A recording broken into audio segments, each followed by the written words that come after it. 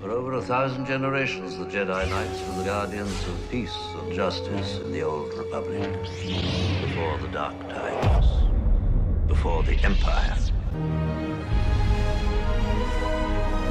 Feel it. It will guide you. Things you will see. The future, the past, old friends long gone. The Force will be with you. Always. Through the ages, I've seen evil take many forms. The Sith, the Empire, First Order. The dark side of the Force. Their shadows spreading across the galaxy. You must face them. Fight them. I'm not afraid. You will be.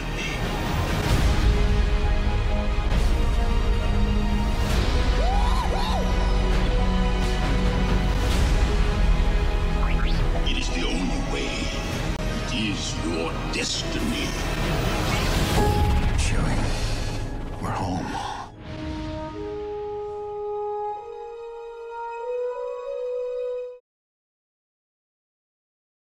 Hey guys, and welcome to day one of the Star Wars charity watch-along.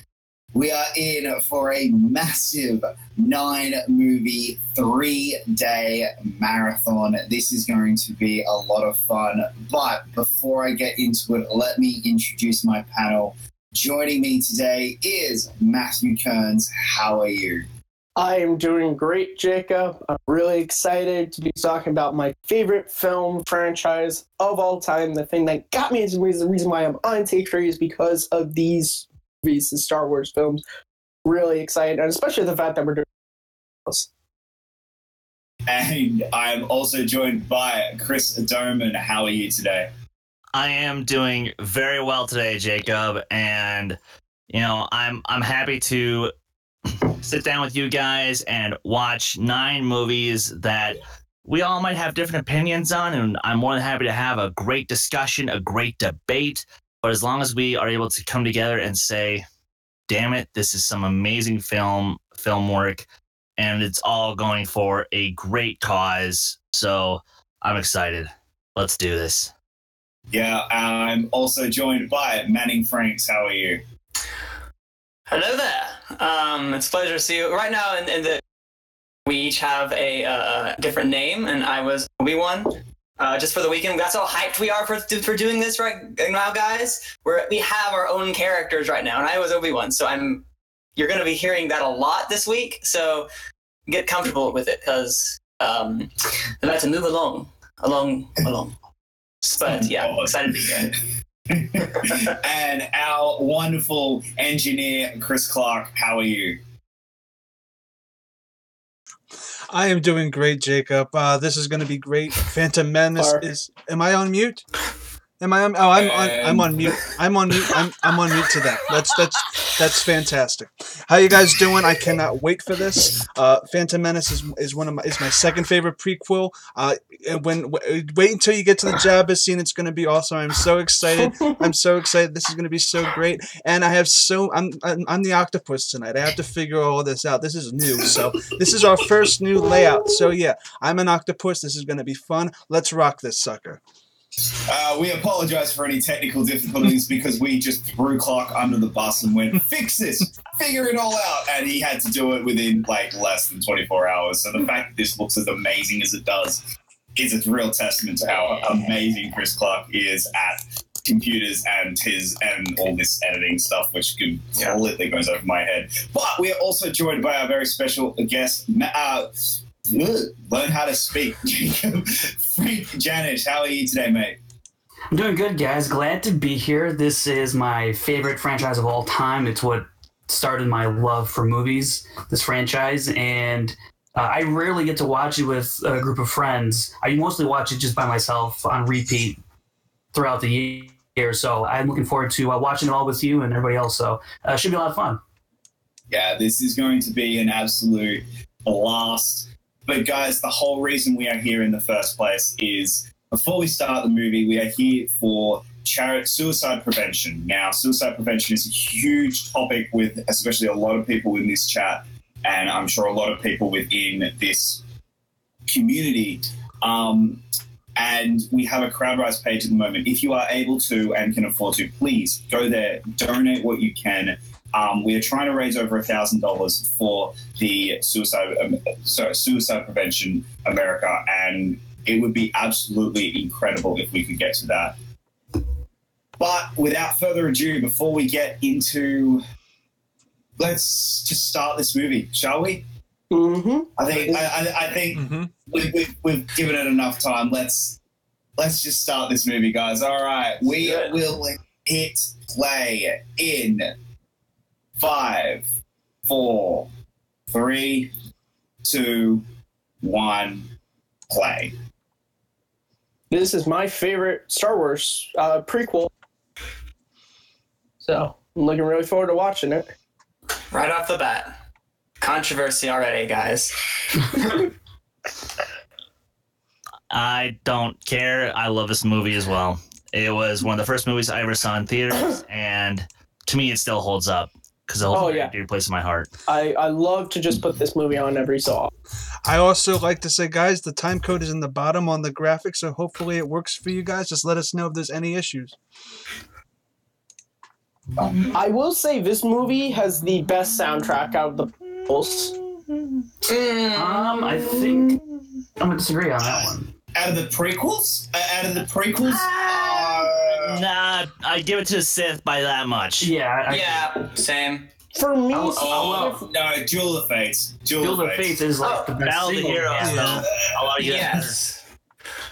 But I want you to name me two more from Qui-Gon's Noble and the attack on Qui-Gon's Noble and the greatest. Okay, yeah, okay. And I'm gonna counter that with Anakin's betrayal. And I'm gonna counter that with Anakin's Dark Deeds.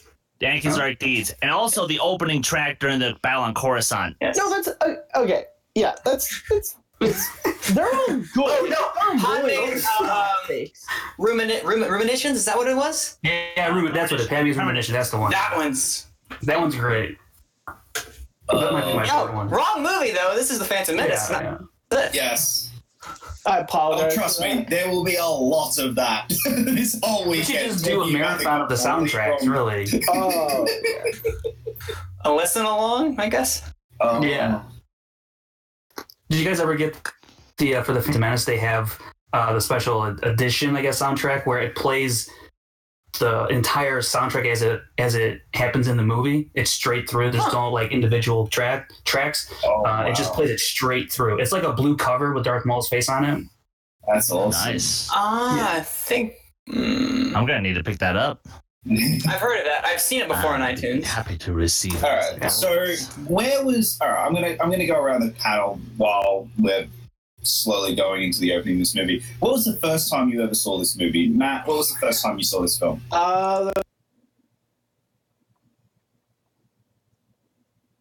Dad came home from work. At the time, the house I'm living in currently was being built, so we were living in an apartment.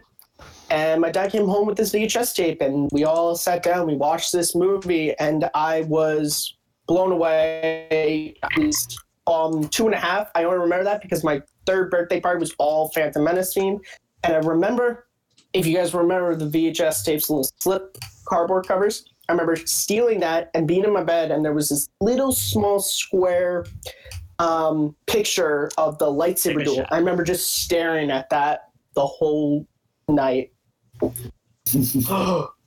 I love these two, Liam Neeson and Humor. I love them as the leads. So I should be mindful of the future. God, like these two, they're amazing. With a slightly better script, they would have been amazing.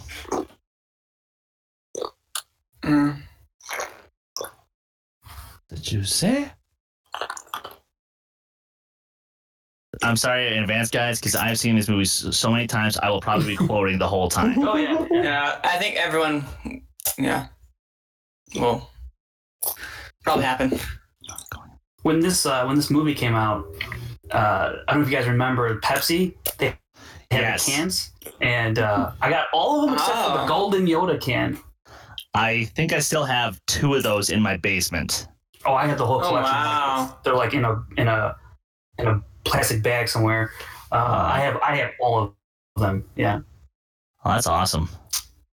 I just remember if you got the golden Yoda can, you won something. I don't know if it was like to the premiere of the movie or there was like some prize. But you got the golden Yoda can.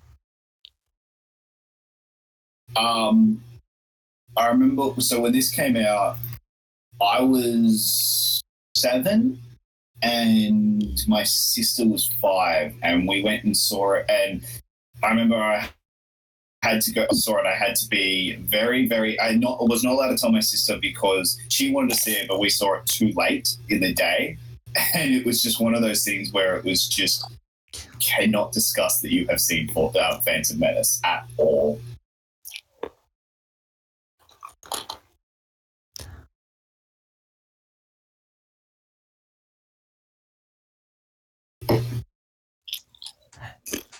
I remember I saw this, I think a couple days after. That right there was the only shot in this film without any digital editing attached to it. Seriously?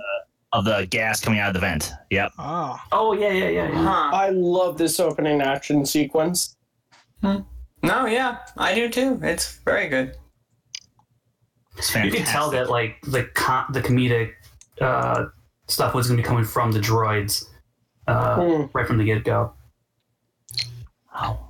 Nick Lard, great stunt coordinator for this film. Oh yes, Sin Drewleg, so great. What is going on down there?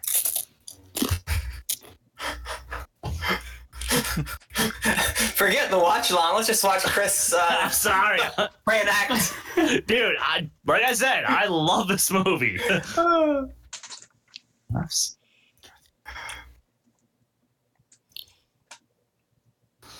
When we get to the part where Qui-Gon starts the saber into the door, I thought that was like the coolest thing I'd ever seen. There we go.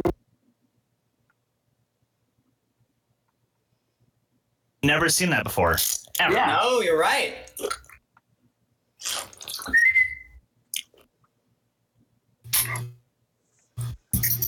I mean, there's so many things that people forget. You know, when this movie first came out, there's so many firsts for the Jedi just in particular that you never saw Obi-Wan, Luke, or Yoda do. Yeah. True. But remember, as we know, there is nothing good in these films, right? Who says such things? Oh, Ewan McGregor's wig from the reshoot. Not a good wig.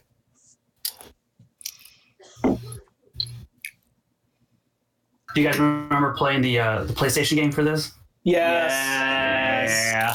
Nope, because I was Nintendo 64. That was the one I had. It was like, because I remember you had one. It was a PlayStation or a Nintendo 64. Yeah. And the game never came out on Nintendo. It only came out on PlayStation because Nintendo got the racer one. Yeah. I played that. Yeah, the pod racers are, oh man. I was going to say, Manny, you and I discussed this game once. Yeah. Oh, so good. So good. I love this exchange, by the way, between the two of them. It's one of the few things of humor that I think... It's just, the thing I like is... It's so good. And I'm not sure, this was probably Liam Neeson and Ewan McGregor, but you just get the sense that they have been master and apprentice for a long Yes. 100%. And not to criticize too much, but like compare that to the relationship between Anakin and Obi-Wan in the next one, where you don't get that same sense of friendship, of camaraderie that you And it's need weird in that one. because you feel like you're going to in the elevator. And then... Yeah. and then you have that Attack of the Clones. Ugh, that entire thing on the couch. We're like, what? The clones, they kind of dropped that, you know, I remember that one time when I saved your butt, and then it wasn't... Well, you fell into that nest of Gundarks. Oh, yes. You're all sweating. Relax. All that. Anyway, I remember my first experience. I remember with I I think the Phantom Menace. I can barely remember going to the theater. What I remember the most is getting the action figures following and just collecting them and trying to get as much memorabilia as I could.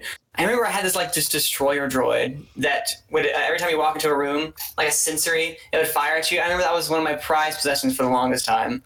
I just remember that clearly, more so than I do the movie itself, seeing it in theaters. I know I did, but I can't remember as much as I wanted to. For as boring as some parts may be, it was just so cool to see as a kid that it spurred like a love for this franchise. Because by that time, I'd already seen A New Hope and Empire and Return as a kid. So it was like I just wanted to know more. And it wasn't until I got older and realized, wow, there are kind of some boring parts in this that, And I guess when you look at it through the eyes of a kid, it's different than where we're looking at now. And now looking at it back again through the eyes of a young adult in college.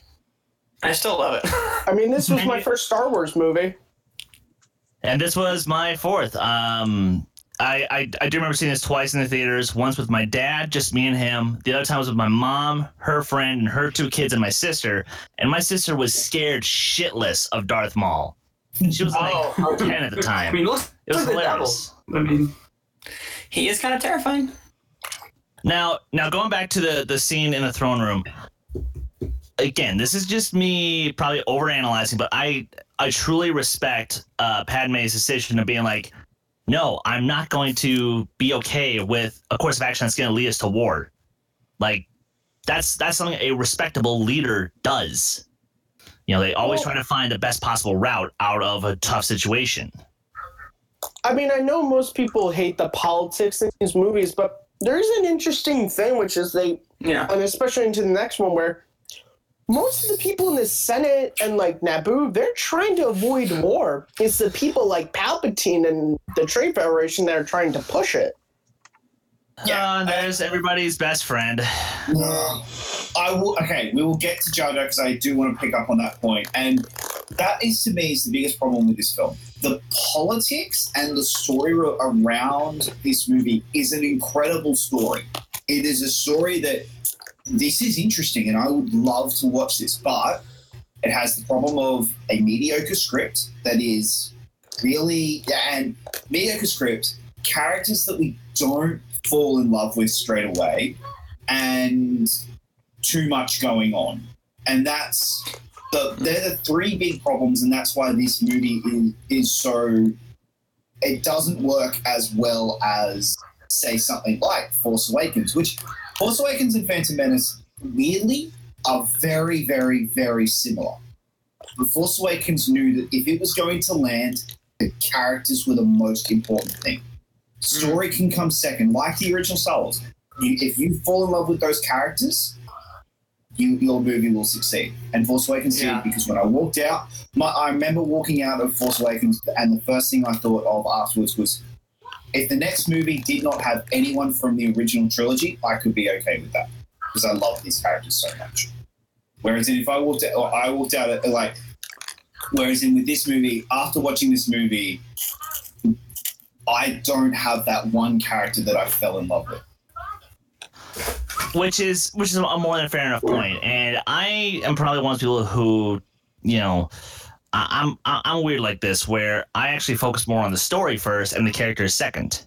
So because I was so sucked in by the story, you know, even if I get how it wasn't necessarily executed to the best of its abilities, but I still think it's a great story and good characters. But again, execution is a little bit iffy. That's, you know, that's enough for me to be like, no, I still love this film. And then again, throwing some aesthetics, which at the time were incredible, and most of it still holds up. And of course, the score. Oh, we're coming up to one of them. Yeah. Yeah. And I guess I'm the weirdo who I like the story, and I like, well, the 2 leads, Obi-Wan and Qui-Gon, I like them, so. This movie, though, it's just so positive and fun. Unlike the other 2, this one just has so much spunk and nostalgia for me, because when I first saw it, I saw it with my cousins in the theater. And I don't know if you guys remember the whole fast food. The whole marketing campaign for this was just so noteworthy, and the hype for it was amazing. the little planets from Taco Bell, where it's the Naboo. Oh, one. you spin I that do thing? too. Yeah. I have it on my shelf. Yep, and the whatchamacalls it, the lids with the characters on them. I don't know if you guys remember those.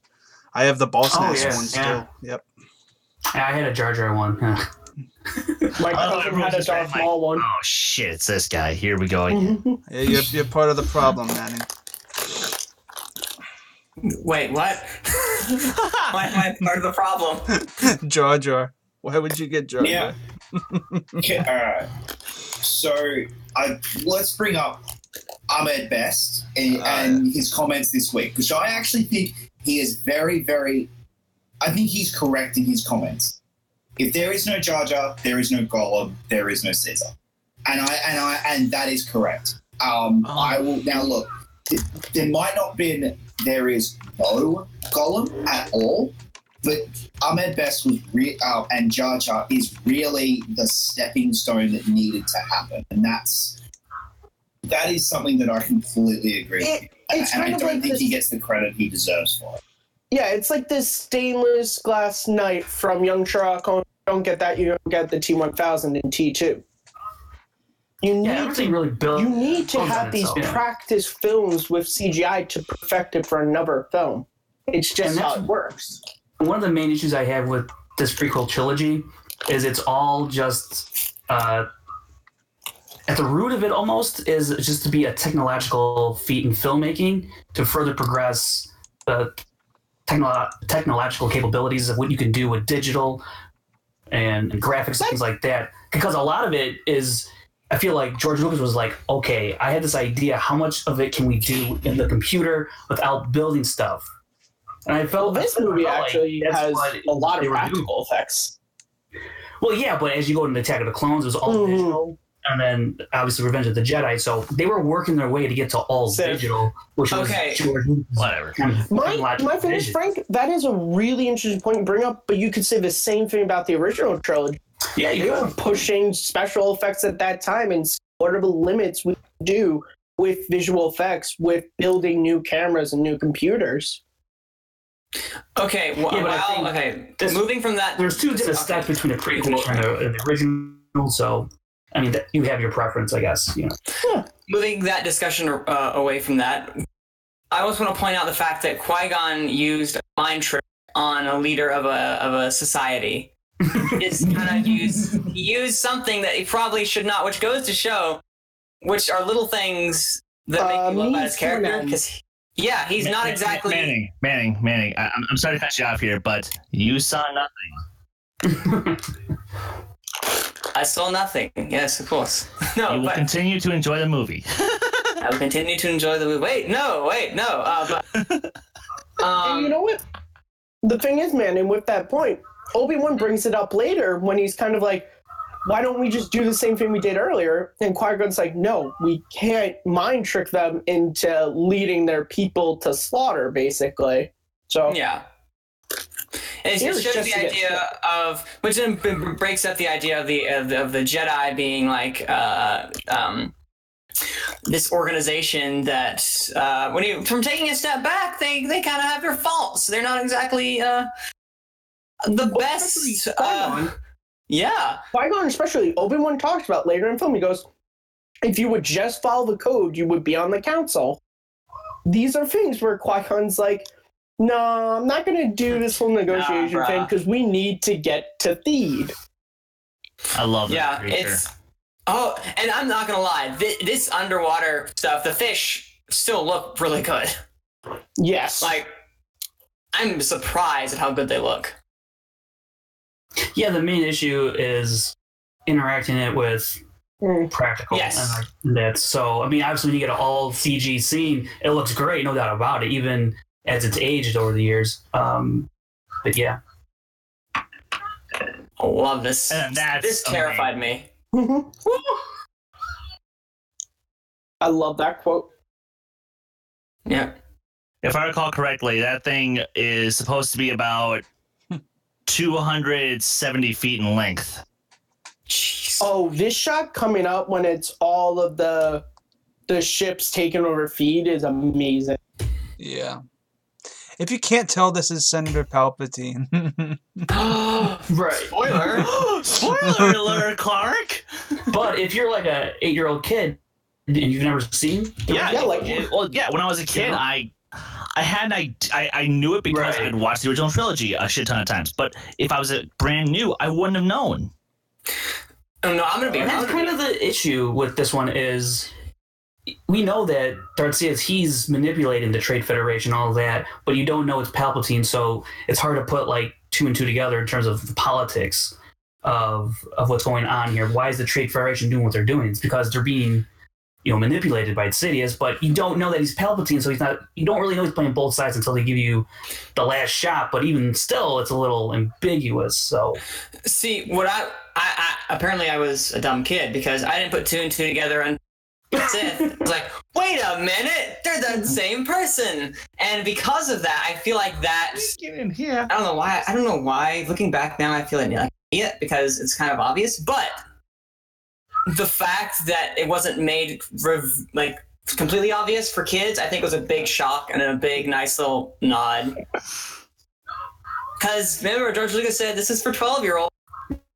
Right. So. Well, I think the thing is this is the problem you run into in a prequel in general is there's some stuff that you have to do because you have to go, these things have to happen to lead to what happens in the originals. However, we already know what happens in the originals. We already know Palpatine becomes Emperor of the world, but we need to show how it happened. Even if you watch the originals, the guy named Palpatine is evil. Yeah. Which, technically speaking, in Jedi, you didn't know his name was Palpatine, so the name itself you wouldn't have, or even Darth Sidious. That wasn't until this film. Palpatine, he's Sheev to me. Good old Sheev. Good old Sheev. What you guys just saw me do in the graphics, that was just done live. I just expanded the chat. Whoopsies. Whoa. All right.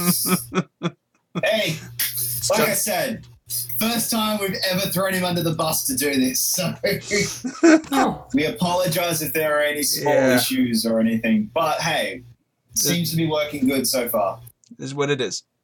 I know it looks incredible, Clark. Seriously, give yourself a huge pat on the back once we're done. Have you guys seen the waterfall sequence on the DVD? Yeah. It's supposed to come right after this.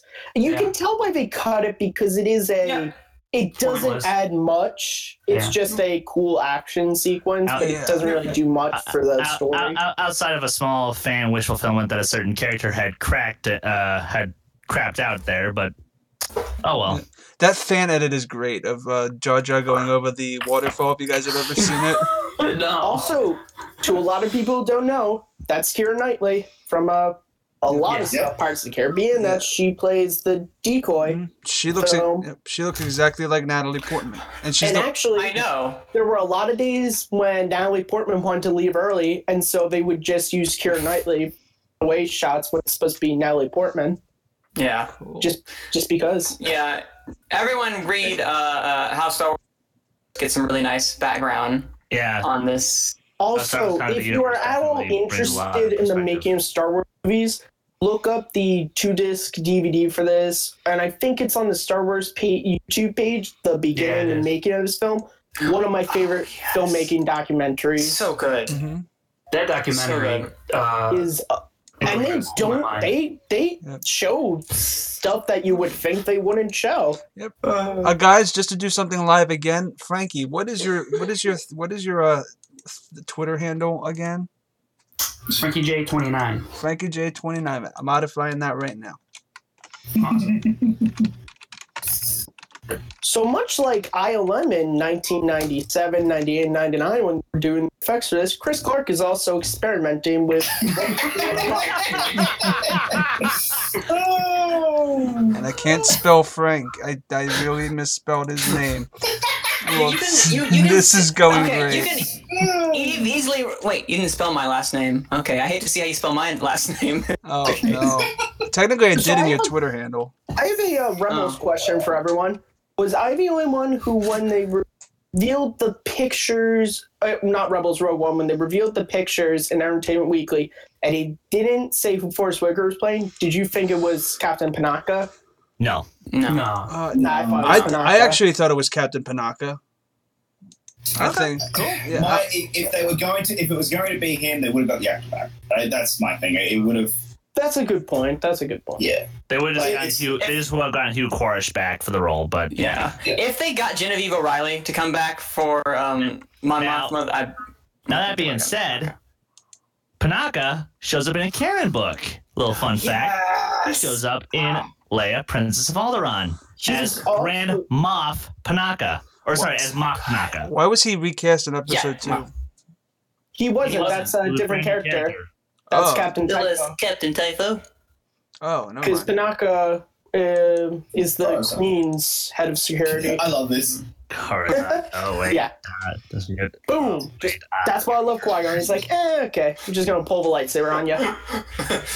There's a lot God, I need a lightsaber right now. Ah. Yeah. There's a lot of great little action sequences that I like. And that just comedy, and then you just get just a fun to sort of, break it up a little bit. How much of these Sorry. Oh, I was going to say, how much of these effects were actually modified for the Blu-ray? Not a lot, from my understanding. He cleaned it up. He cleaned it up a bit, but not a lot of them were really full-on changed, unlike the other three that he completely changed. And you understand that because of Lucas, when he was making these movies, pretty much had the technological stuff he wanted to make them, whereas the originals he didn't. Yeah. All right, guys, this is my least favorite character in the entire. Rick O'Lee. The man is a walking, talking. What is happening, guys? He's literally like Captain Obvious. He just has no personality whatsoever. He annoys me. He makes me laugh. Every time he talks, I laugh. He's like, Shield Generator has been hit. But he needs to teach little Anakin what all the buttons are. That way he can fly the Naboo starfighter at the end of the movie. See, watch. Every time he tries to state the obvious, the audience, I want to tally. We got 2. Okay, they need to do that for the. Hold on, they need to do that for the non-Star Wars fan. Yes. Watching this movie, okay? They wouldn't know that the shield generator was fixed. Okay. Lest we forget, George doesn't do show, don't tell. He does tell, don't show. Wait. That's true. Well, here's my thing, Manning. Just looking at that graphic, would you have known the hyperdrive was leaking?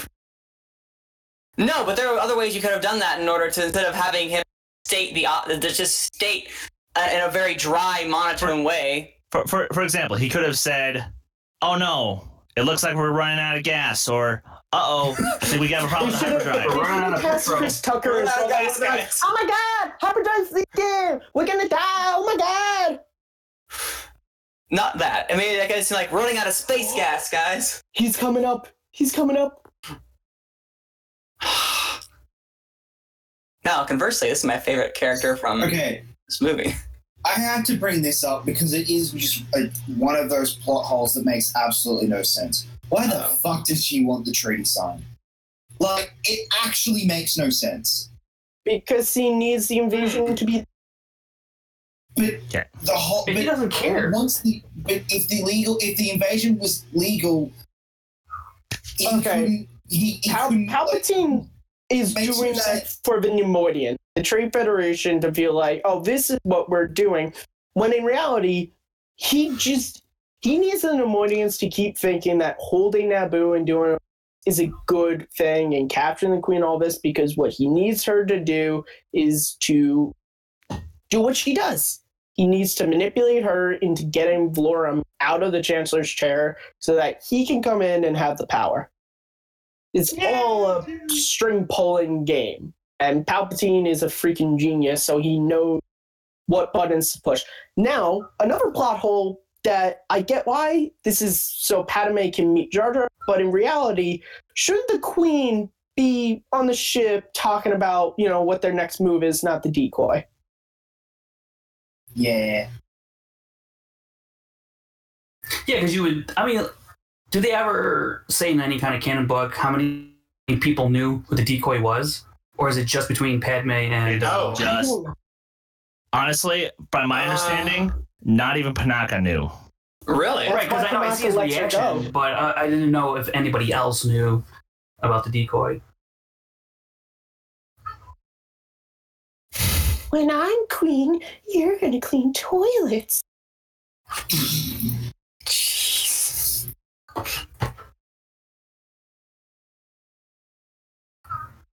Okay, sorry, to counter what you just said, I can understand why she's cleaning R2. I can understand it because that is her way of saying thanks to R2 as the queen. So, no, my thing was not the clean R2, was the fact that Padme is not with everyone else talking about what the next move is, when as queen, she probably should be privy to that information. Oh no, and she is privy to information, but she's not there in the room because she has to keep the lie convincing. Oh my god, this is what happens when I sit on this movie. People don't really like it. You start to make me question it. Sorry, Jonathan. Yeah, sorry. Jonathan Peck does bring up two very interesting facts. Benicio del Toro was originally set to play Darth Maul until Lucas cut his lines. And The Matrix won Best Visual Effects over the Phantom Menace. It was the first time a Star Wars had lost in that category. And we actually had a discussion about that. But to the point, I love Benicio, but I'm so glad we got Ray Park.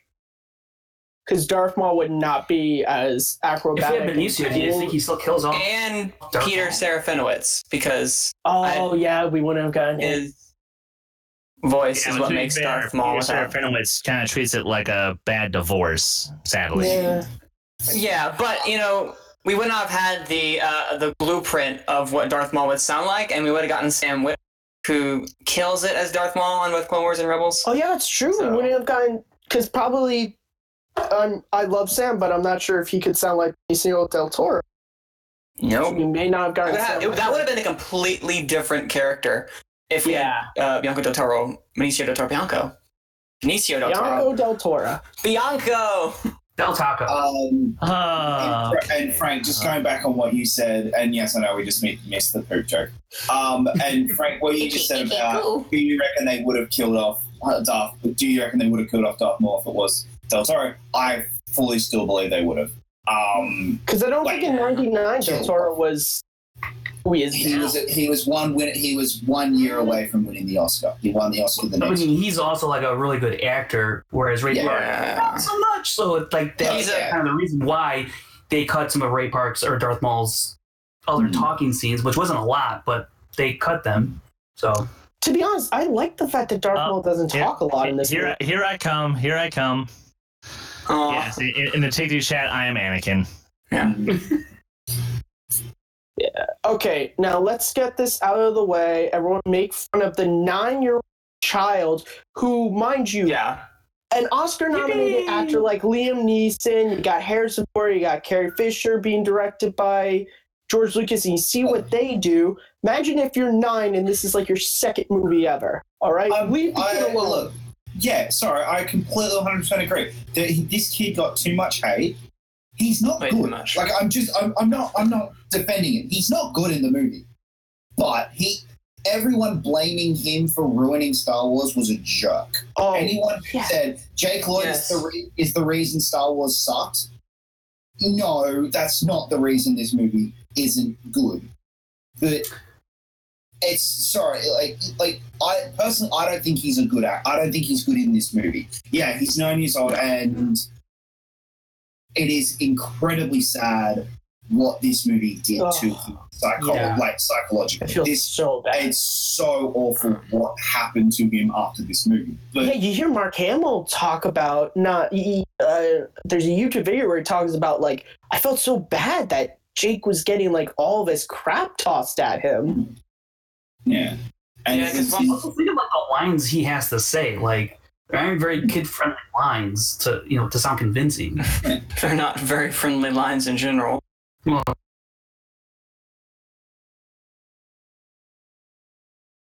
no problem. Oh, there's the ship from 2001: A Space Odyssey. Oh yeah. Wait. What? Yeah. It's a pod. If you go back to the documentary, though, if you go back to the documentary, they show some of the screen testing for the other Anakins, and you're just like, wow. Yeah. Whatever. Really, What- this is, I mean, this is now the to be final fair, three. what were we expecting? Were we expecting a Millie Bobby Brown to pop out amongst them and be this amazing child actor? It's like, well, Well, no. I guess we could, Maybe, since but- both kids exist. Here's the thing. If the script was better, I don't think he is derived as much as he is. Like, it's not the kid's fault. It's the script, and and George Lucas is not a script Actor's director. No, he's not. He is a visual effects director, and it shows. I mean, yeah, say yes. George is a storyteller. He's not a screenwriter. No.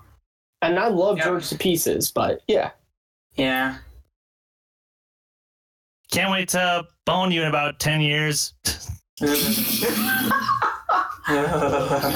Can't wait to kill you in about 20. Well, technically, you would be 12 years, sir. Yippee! Yippee! I love that. I love that. There's no. Okay, poor Ewan McGregor and poor Obi-Wan in general. He's just What did I just walk in on? Because, like, Why, hello, Kristen Smith. How are you doing? I get home from work Hello there. and all of a sudden I hear, can't wait to bone you in 10 years. And I feel like, you guys. Anakin was just saying goodbye to Padme when they left Watto's shop. I mean, I'd be doing better if I could hear you guys. Did you hear the second part? No. Oh. I said can't wait to kill you in 20 years. Oh, okay, good. Great. It's not time to chat. It's not time to watch. But of course, you walked down the first part when I was making the joke. Wait. Ooh, and Quinlan Voss is in this scene, who is apparently alive still. I don't even have the movie up yet, so I'm just gonna be like, yes, it's the best. I love this scene. Right now, Sebulba is threatening Jar Jar. Ah, Pooju. Exactly. Now Anakin is currently. There he is. There's Quinlan. Oh, really? I'm missing it. The best part. Oh, damn, the best part. The whole movie. Okay. I don't think anyone ever talks about this. Okay, I don't actually think anyone ever talks about this enough. Sebulba actually looks pretty cool. Like, considering it's 1999, Sebulba looks pretty good for 1999. Yes.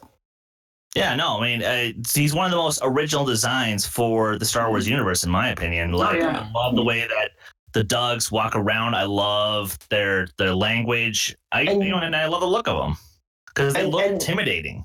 And you really only see one in this movie. Yeah. You don't see him in another movie. You see a Doug in Attack of the Clones. Yeah, Attack of the Clones. But not walking around. That is. Oh yeah.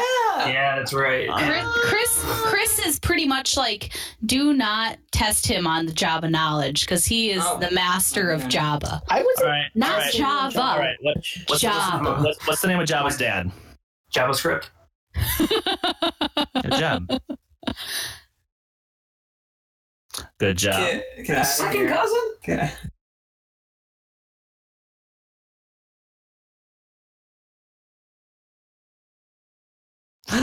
As Kristen's just like, kill me now. There is so much nerding happening, and I don't even have the movie open yet.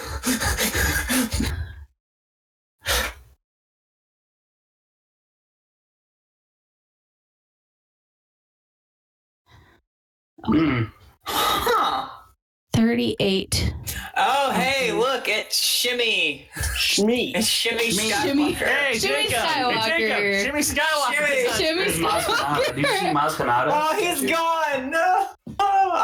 That's I'll the do it again, problem. back. See what I mean? So R2, that's a Maz Kanata statue. Shimmy. Shimmy shake. I'm not at the right spot. I am. Definitely. Yeah, C-3PO was just Actually, introduced. We totally should be given a time code. I'm sorry, guys. Yeah. Yep, the time code's on the live stream. But there's We're a delay. at 39 minutes now. Yeah. Oh, perfect. Oh, really? I'm behind. What was the line that was just said? Human cyborg relations. How much I Oh, said you? okay. I think I'm on the right spot, but I'm like 30 seconds ahead of you. Yeah, Just a I'm version behind as difference. well now because I was following the live stream timeline. Okay. We must bow to their wishes. You must contact. Is that where you guys are at? Yeah, we're not. Oh, you're not there yet. Oh, Wow. damn. Almost there. Okay. What do you mean naked? Is what he's. Oh man, I am ahead of you. How did that happen? What's his name? Cyril Yep. Bibble? Is that He his off the name? show. Showing? Oh my goodness. My goodness. Well, just say the line out loud so I know where you were at. We will do a. The death toll is catastrophic. I must bow to their To wishes. their wishes. Yo, Oh my god, I'm so behind. It's a trick. And the notion missions of any kind. This stream is going awesome. Oh, We're giving our own. McGregor. We're not giving auto commentary. We're giving audio. Audio performance, exactly. Tell me when you get to 40. Can you guys tell me when you get to 40 minutes? Yeah. Tatooine is sparsely populated. If Trace is correct, I will find. Darth Maul, motherfucker! They should just dub Sam Witwer's voice over this. Well, Just for continuity. Peter. But Peter Serafinowicz is Strange. ominous. Well trained, my young apprentice. There will be no match for you. This is the pod race, I think. Right? No, hell's no. No. Oh, no. Frank is here. Yes. Hi, Frank. Yeah, very nice. You're so quiet. I didn't see you. No, you just speak speak over me. That's all. What's up, Dave from Retro Gaming Rewind? Are we How you at doing, 40 man? yet? What's up, Dave? We should be at. Oh yeah, we're at like 42 and a half. Thanks for that. All right, Kearns. Poor We're Matt. at the end. We're about to change this. We got Okay. the excuse me line. Tell me when you were at Under the tongue. 45. We're at 41, 30 in 2, 1. Never mind. I'll tell you when we're at like 42. 15 seconds ahead. Just Yeah. tell me when you're at 45. I'm me That's and me and the Sad. time code are 2 seconds ahead of Chris. Yeah, just Chris, tell me when you're at 45, please. Yep, I'll tell you. Not you, Chris, the other one, because Does it bother you when they call it laser sword instead of lightsaber? this is a movie where they never. It would bother me if Qui-Gon said it. Straight face Qui-Gon. way. And then I took out the laser sword. No, but he's Anakin's a kid. He doesn't Now, know the proper terminology. Sorry to steal the scene for a second, but when Qui-Gon responds, on which that was so, when Anakin says, no one can kill a Jedi, that rings so hard for Qui-Gon. It's a novel, back when he was training Obi-Wan, he actually fell in love with another Jedi, and before they could be together, she died. She was killed, and it broke his heart. No, was this before Is that legends or canon? or after the movie came out? Well, it was written after the movie came out, but still. Is it legends or is it canon? inform? No, it's Legends, but in my head, because I have both Legends and canon up in here. Yeah, Nice.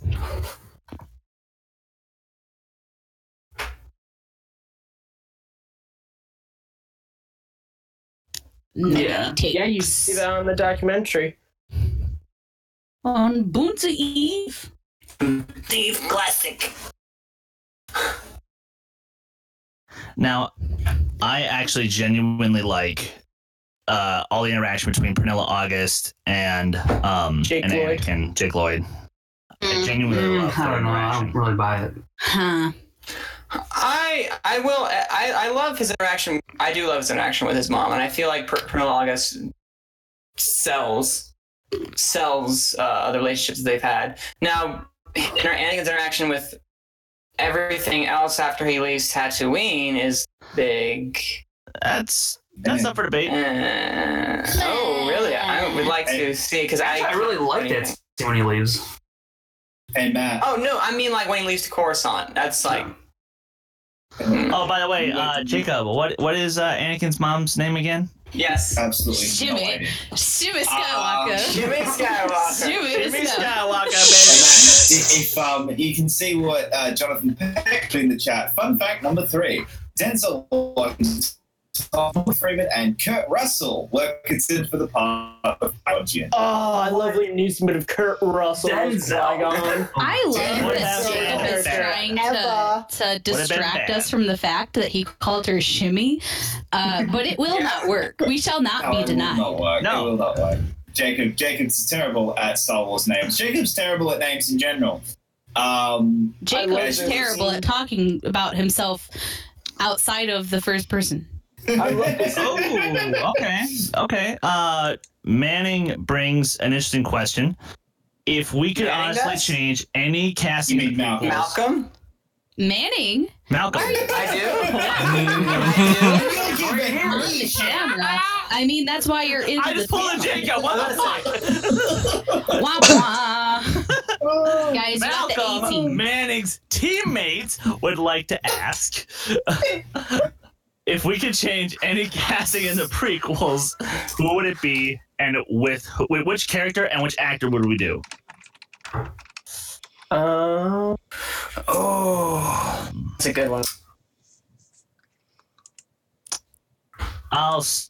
Just to be a dick, I'll go with Clark. Any prequel casting, replace the actor. Oh, as I say, you replace Clark with who? Oh wait, no. Who are we replacing Clark with? Because he's doing a lot of work. Yeah. And I don't know if anyone else can do any of this. So let's Okay. What you calls it? I would actually replace Count Dooku, Christopher Lee, with no, not Christopher Lee. I would replace. Hold on. Freya. Let him finish. Freya. It really. Hi, Freya. Hello, Freya. I'm actually adding Freya to the layout right now because she's now co-commentating with me. Freya. She does not like Freya, your pick. She is dog. unhappy with this. At Freya the dog. I don't know if that's an actual Twitter handle, but I'm putting that in the layout right now. Okay, I will replace. Okay, there you go. Wait, let me a second. Okay, cool, awesome. Again, I'm an octopus. All right. Okay. I would actually replace. Let's see. What's his name? General Grievous's voice, I guess, with William Brimley's voice. I don't know. Yeah, I don't. I have no idea. Okay, I will give a serious answer to that question. I will give a serious answer to that question. It does not matter who you replace because it's the script that's the problem, and that just comes down to, look, Hayden Christensen's a good actor, and I don't think if you replaced him with anyone, it would really have changed that movie. Because you look and you see, like, in Attack of the Clones, especially in Revenge of the Sith, when Hayden doesn't have to speak, he's fantastic. Yeah. There's so many...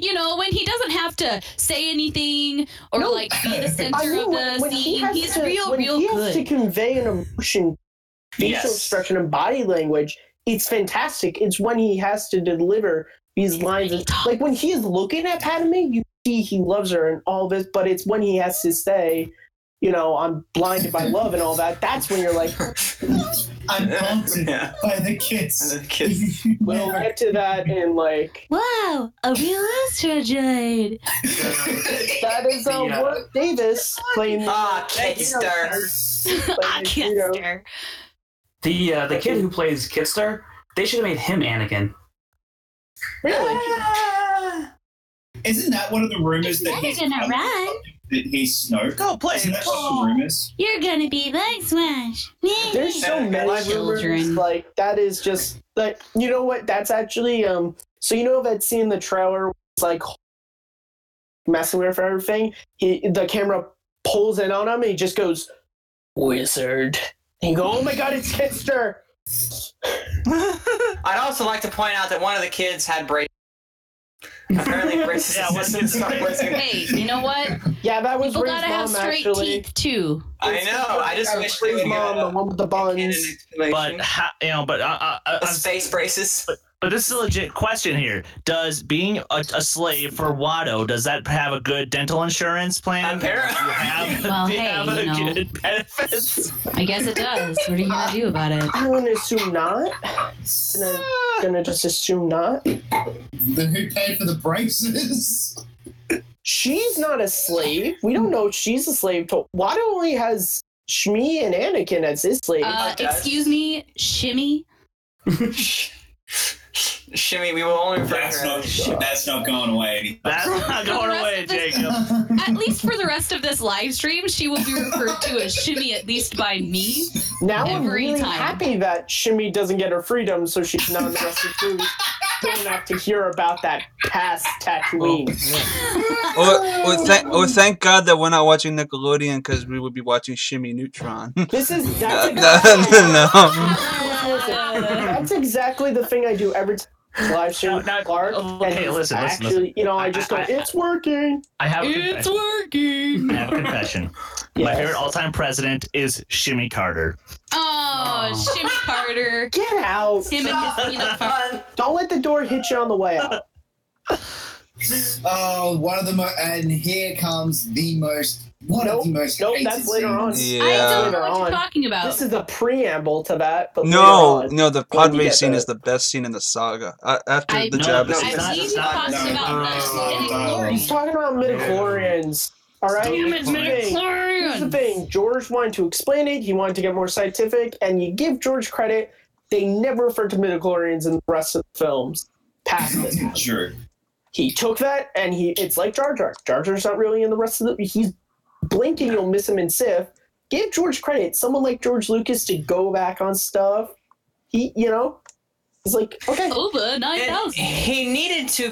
It's over 9,000. Thank you. But George needed a way to quantify how powerful Anakin was, and I understood why he did. I'm not upset with him.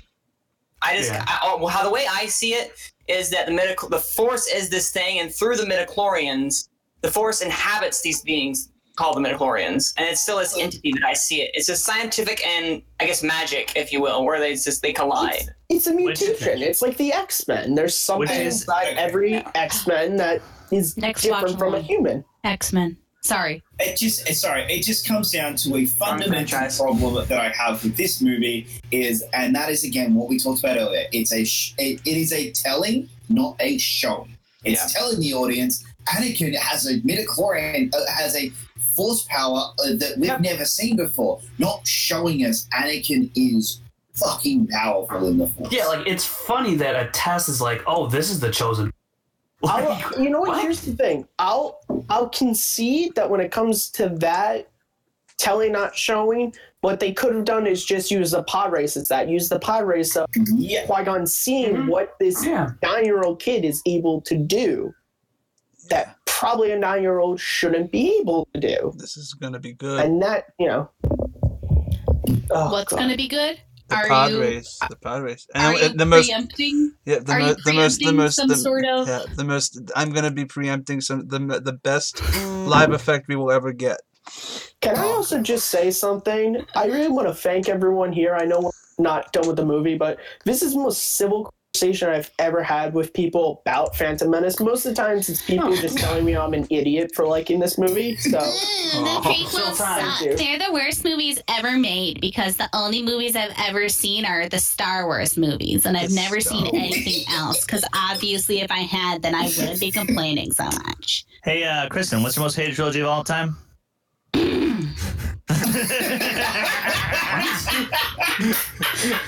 Gotcha. I never said that they were the worst movies I had ever seen. I just don't care for them, okay? I have seen much worse. Are you talking about Twilight?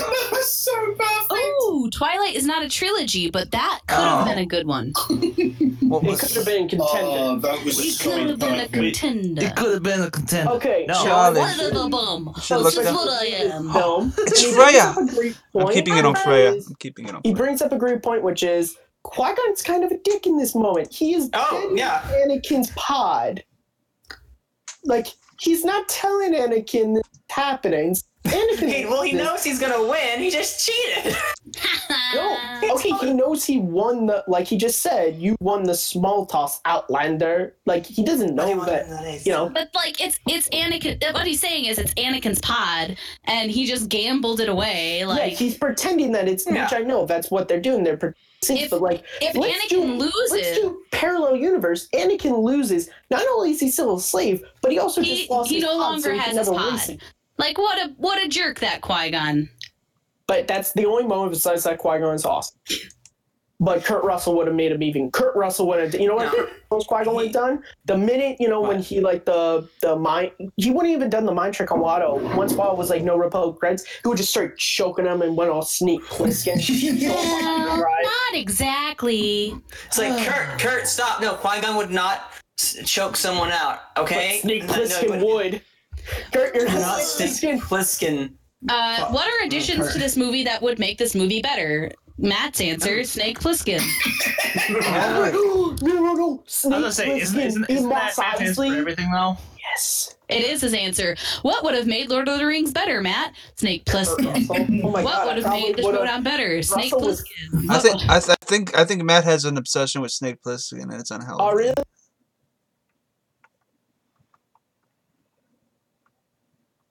The most beautiful thing in the whole world, as Chris knows. Next to Snake Plissken. It's just great that I keep cutting out of Discord. This is awesome and professional, guys. It's the most professional, guys. Nothing is happening. Nothing. Like, you can't see that, but I was, like, waving my hands as in nothing was happening.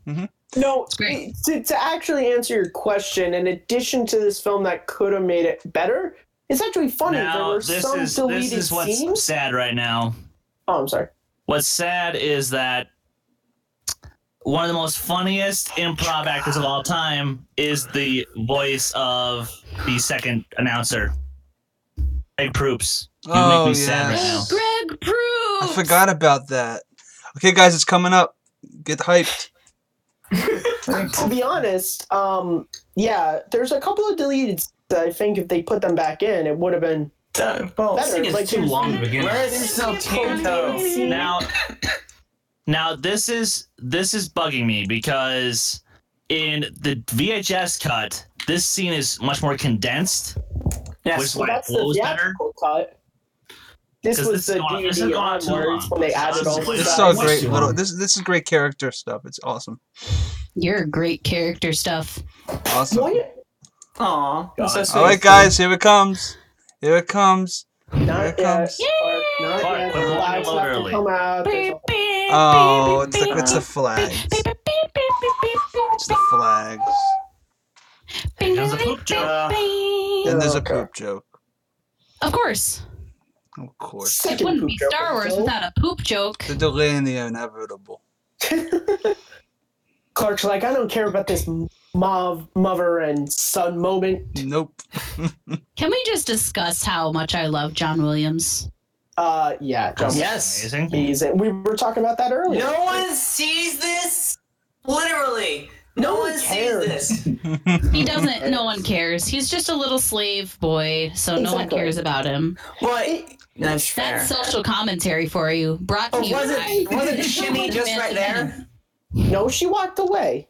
No, because she was literally just in there. the original theatrical cut, which is also on the VHS, it skips a lot of this crap. It goes straight from the poop joke to Sebulba pulling that. We don't see Anakin's mom. But it's also she said you can actually watch it on the iTunes version because it came up with that before the other day. The other day, it was like, "What's the original scene?" And I was like, "Fuck that!"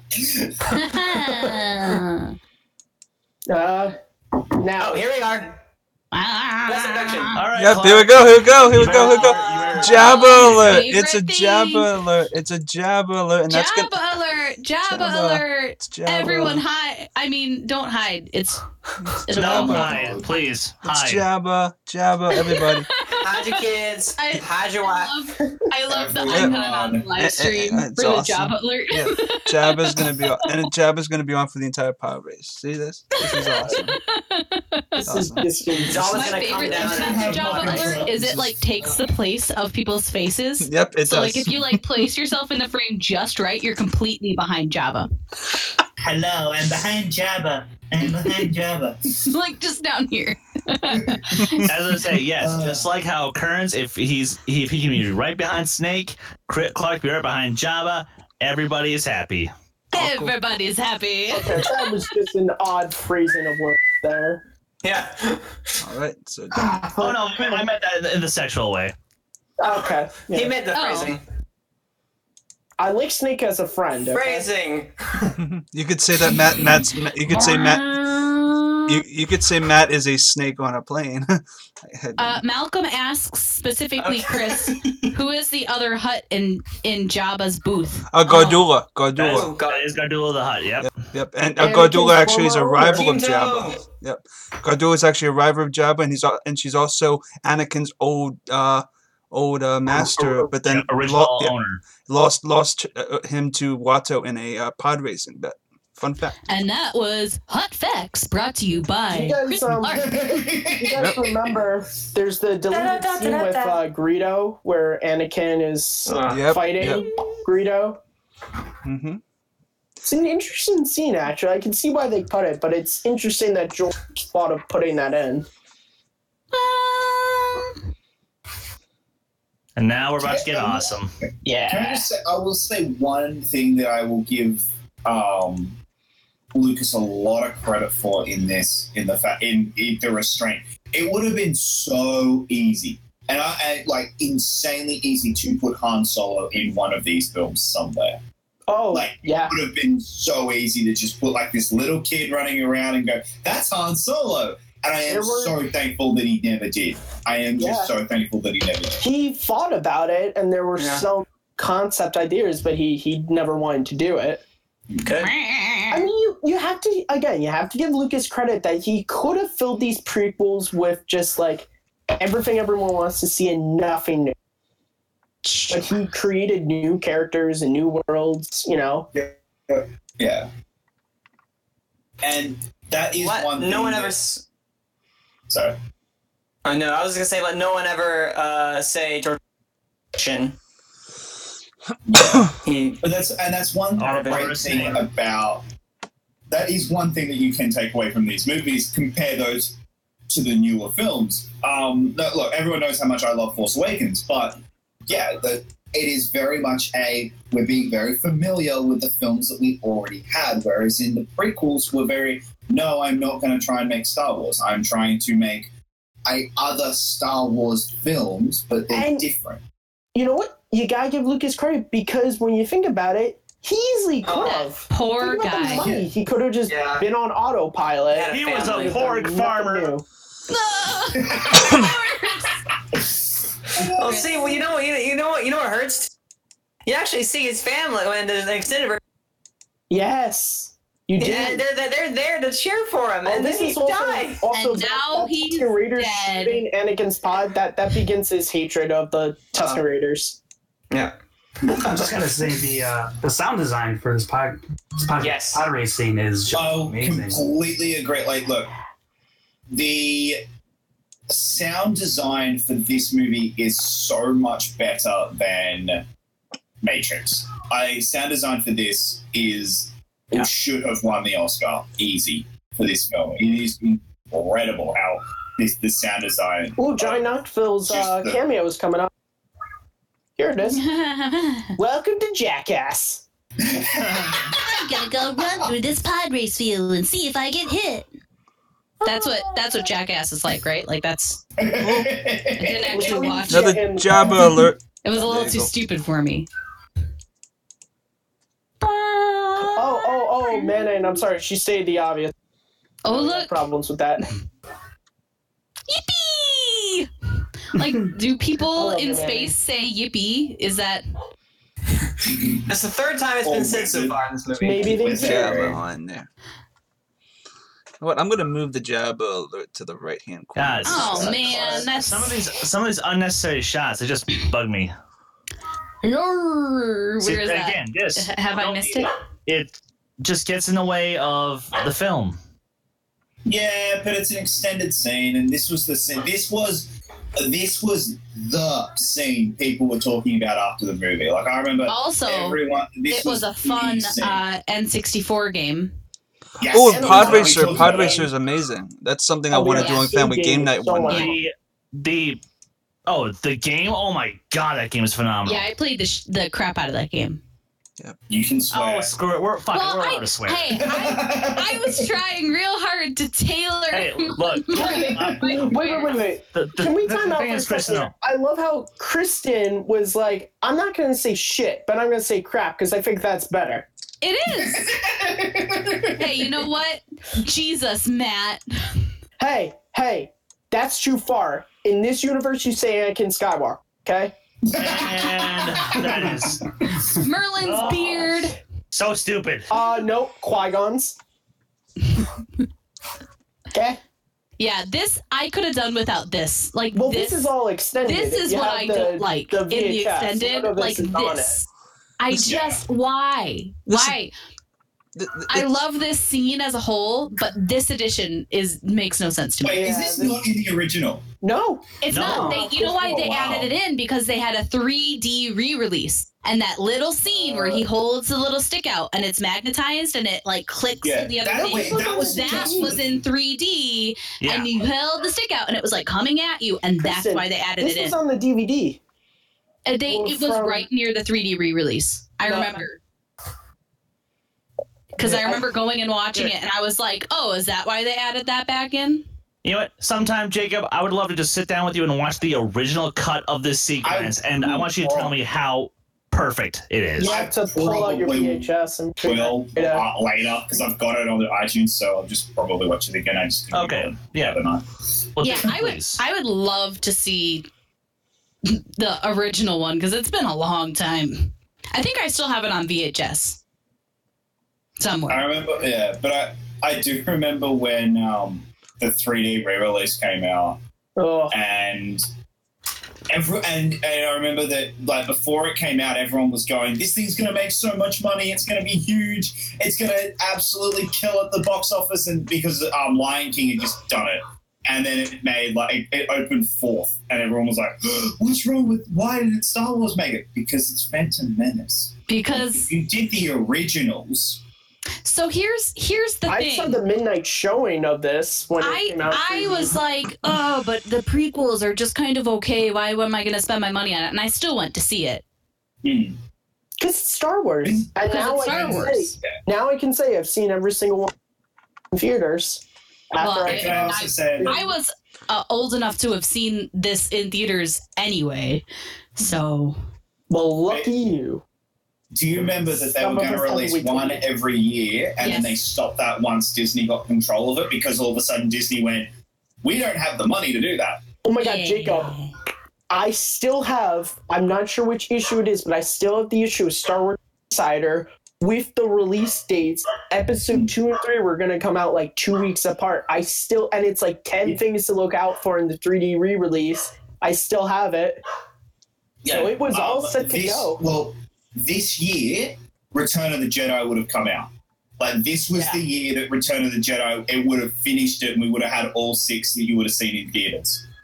Like, 2015 was when A New Hope was coming out, 2016 was Empire, and 2017 was Revenge. Isn't that crazy to think about, though? Like, I remember talking to my friend and my cousin who took me to the movie, to the midnight show, and we were like, I was like, yeah, I'm going to be like college by the time Return of the Jedi comes out. I like never thought there would be like new Star.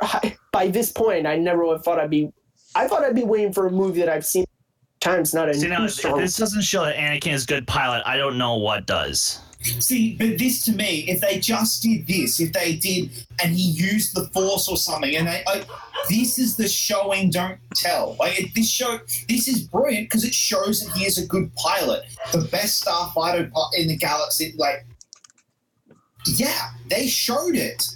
this is what frustrates me so much about this movie, because it is clear that there is evidence that we know George Lucas is a great filmmaker, and it is clear from this movie that he is doing moments that are fantastic and that are correct, but he just misses the mark on other things that is just driving me mad. It's again, for as much as I love this movie, I will say there are problems with it. That is, I will agree that the telling not showing is a problem, especially with midichlorians. I feel like he could have just left it to after the pod race, Qui-Gon goes, oh, there's something really interesting about this kid. I need to bring him to the Jedi Council.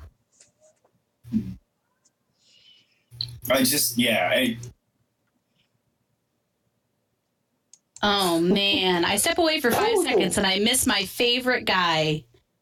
I'm so sad. Oh, poor Sebulba. I just love it. And I would like to thank Bobby Summerlee for your $50 donation. Thank you very much. Thank you. Bobby Summerlee. Awesome. Let me actually update that. Wow, look at that. Look at this. What cool live thing is happening here. Eventually. Jonathan Peck brings up fun fact number 4. George Lucas offered The Phantom Menace to Steven Spielberg, Robert Zemeckis, and ironically Ron Howard to direct it before deciding to direct it himself. Yeah, I think we've all just kind of completely agreed that Spielberg is never directing a Star Wars movie at this point. It's not happening. Sadly. You gotta believe, Jacob. You gotta believe in something. Standalone, probably. Actually, no. A film a year, possibly. It's possible. Oh my god, are we actually going to finally see John on camera? Whoa. There we go. Oh. You are surrendered to me. Whoa, hello.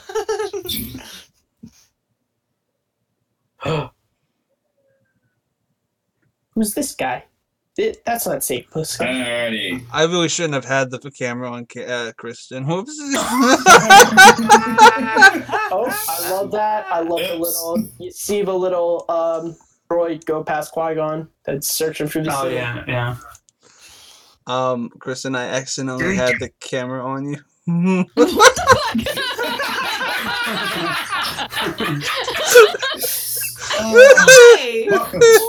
Welcome to Take 3. Professionalism, guys. I was like, what the hell is that? And not even paying attention. Like, what is your problem? Chris, you have a certain alert still up. Okay. Come on. Can you do an Obi-Wan alert so I know when to pay real close attention? Oh, I forgot about that. I was close attention. I know you have a problem. I know you have a problem, bro. But come on. I was updating the charity stuff. Oops. Did you guys know that Kristen, we saw everything? I was like, wonder what's going on over here now. Oh, okay. And the next thing I heard was people laughing uncontrollably. So I'm like, oh, they probably know. I like want to go back and watch it, but I can't. Just time code it. No, I don't. Like, delete it out. I don't know what I did. Oh god! Like, how much were you watching? I had you on because I was updating the charity stuff. I forgot to switch you off. Am I the only person who was just watching the movie? No. Yeah, I was just watching the movie. But I did. I had the chat open as well, so I just saw it. I went to grab food. I wish I could go back. Why can't you go back?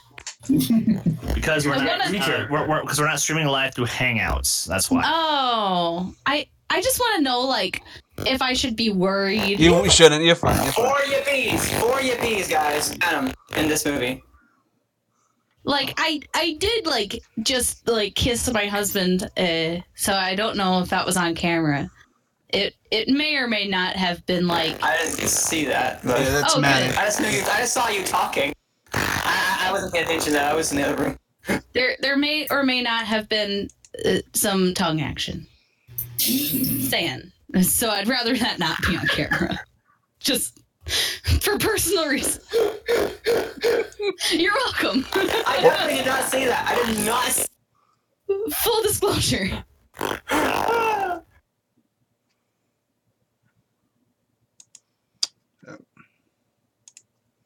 And now it's quiet.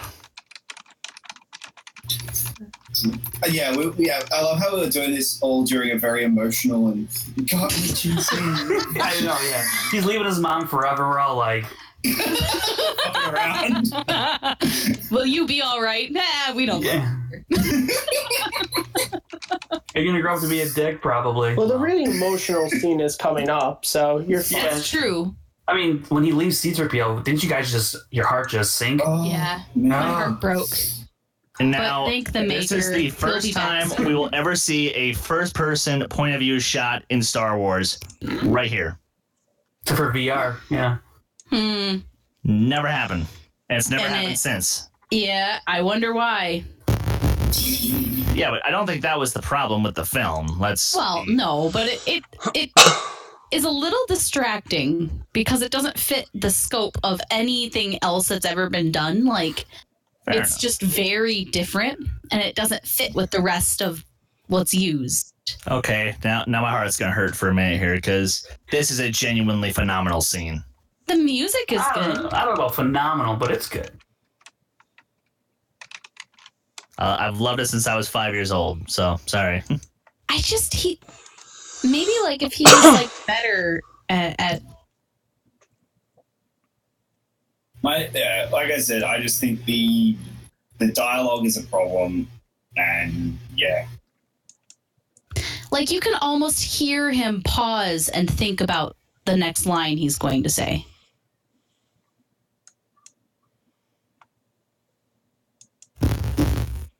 Oh, okay, yeah. No, it is a very sad scene. It does not impact me, I guess, like it impacts. Hey, Evan is in the chat. He asks us what we think of Discord. Well, Discord is being very weird, but it's okay. It's good. 5 years old. He was like relieved that he left. Like, I'm free. I can do whatever I want. Oh, Malcolm, just be thankful it wasn't something more embarrassing. Yeah, and also that the audio wasn't on. Thanks a lot. This sound effect when the drop for Maul's speeder. Oh yeah, it's great. Anything with him in it in this movie is just great. I feel like there should be a Goofy yell here in 3, 2. You've been watching a lot of Nostalgia Critic.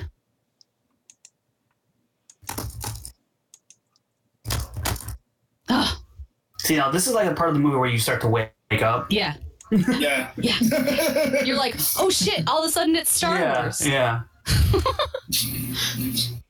Well, because remember, that's all Star Wars is. It's just lightsabers and aliens. I just want to see the laser threads, guys. I'm not here for anything else. Political intrigue, blah. Oh yeah, Gregor's here. Oh wow. We've been by Manning the alien. Whoa. It sounds like he's got like a voice emulator on to like sound like a droid. Say something, Manning. I'll be back. Say exterminate. No. Exterminate. That's amazing. Can you say some quotes from the next movie? That's amazing. Please. What the hell's happening? He's just turned into a Dalek, apparently. Can you? Oh, I was gonna ask him to say some C-3PO quotes or something. Oh no. Damn. I was gonna have him quote HK-47 from KOTOR, but Oh, do that. You can just start insulting us and you can be HK. I can? Well, now you can't because you're no longer a... Jesus. Not even I don't want to call you guys meatbags.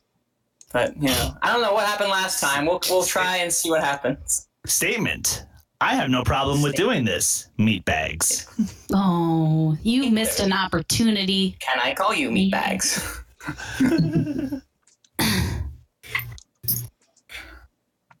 Oh yeah, wrong franchise. By the way. Everyone drink. See, I came in. I didn't even have time to get a drink. Like, what am I supposed to take a shot of? I can't believe I had to walk away for a second. Jar Jar's feet on the table. It's a practical. It's the costume. It is. Oh, it freaks me out every time I see it. Yeah. I can't believe that I had to walk away for a second. I missed. Oh yeah, that my is first really ever weird. lightsaber duel ever was Qui-Gon and Mace Windu. Matt and Windu. I want to see that. I would love to see that. I'm out of it for a little bit, and everybody just gets delusions of grandeur. I honestly, if there was a lightsaber duel between Mace Windu and Qui-Gon, that would be I would lose my mind. I would lose my mind. Mace would win. Would you? Okay, again, this is an actually kind of touching scene between these two. It's not as creepy as people try to make it out. It is, though. In another couple of years, It's creepy. It's creepy, man. Here's the thing. Okay, Jacob, I know you're an adult now and everything, but try to remember when you were 9 and you first liked an older girl. Whoa. Is the relationship between Mike and Elle creepy in Strange Things? No, because they're like the same age. Here's the thing. Okay, fine. Then don't cast Natalie Portman. Don't cast someone who looks 20 against someone who looks 9. Actually, don't start the prequels with like an 8-year-old Anakin. Have it start with Hayden off the bat. That's what I'm saying. Yeah. Like a 13 or 14-year-old, I would have been okay with that. But he's like a baby. I know. Yeah, it's just a little weird. I will agree that was an odd choice. They probably should have started with. They're just then kids. When you get to Attack of the Clones, which hey, listen, there's no problem with It's not like there's a huge gap. Like, my uncle's wife is a couple years younger Jess, than thanks him. for It's like, thanks, Jess. It's not that weird. In this movie, it's fine because it's like I kind of think akin it to like when I was younger and when I was like 9 and I had a crush on older girls. Why, Matt, you cougar hunter. Oh, well, Matt. That's weird. I had a crush on Padme as well when I was 9.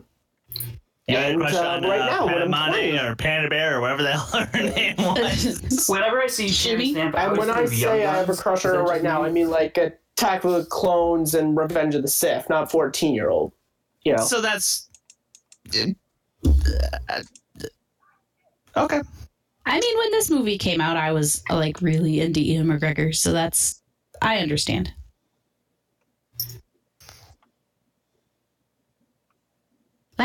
Nothing has changed. He's still Bae. Like Qui-Gon just like, get the hell out of here. Go Wicked.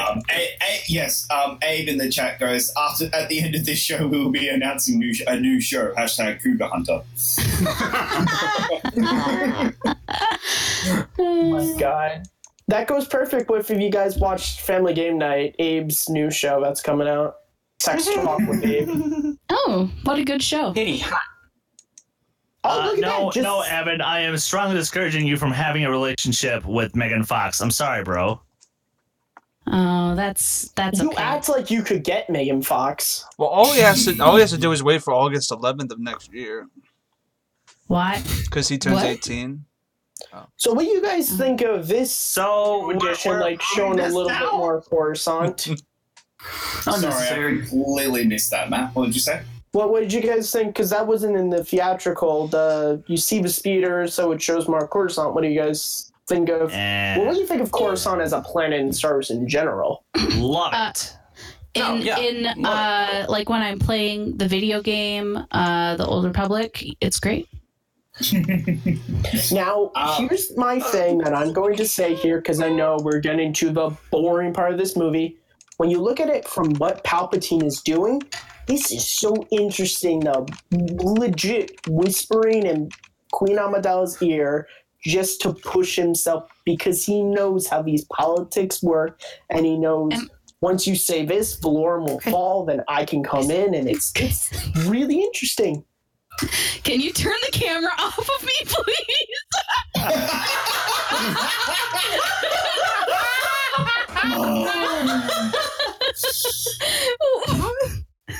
No, I'm just staring at the camera like, why am I still on camera? And Matt, I completely agree with what you just said. The problem is there's pacing issues and there's dialogue issues. And I love how I'm sitting here and I'm giving like good stuff about why I like this movie, and Clark is just messing it up.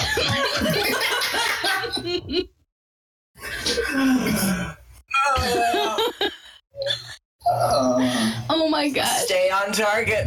Stay on target. And because this is like, I was watching the stream instead of the video, because this is one of the more boring scenes. And so I'm just like watching myself as Matt talks, and I'm like, I wonder if he's going to change the thing over. And just my eyes like slightly get wider every second that I'm still on camera.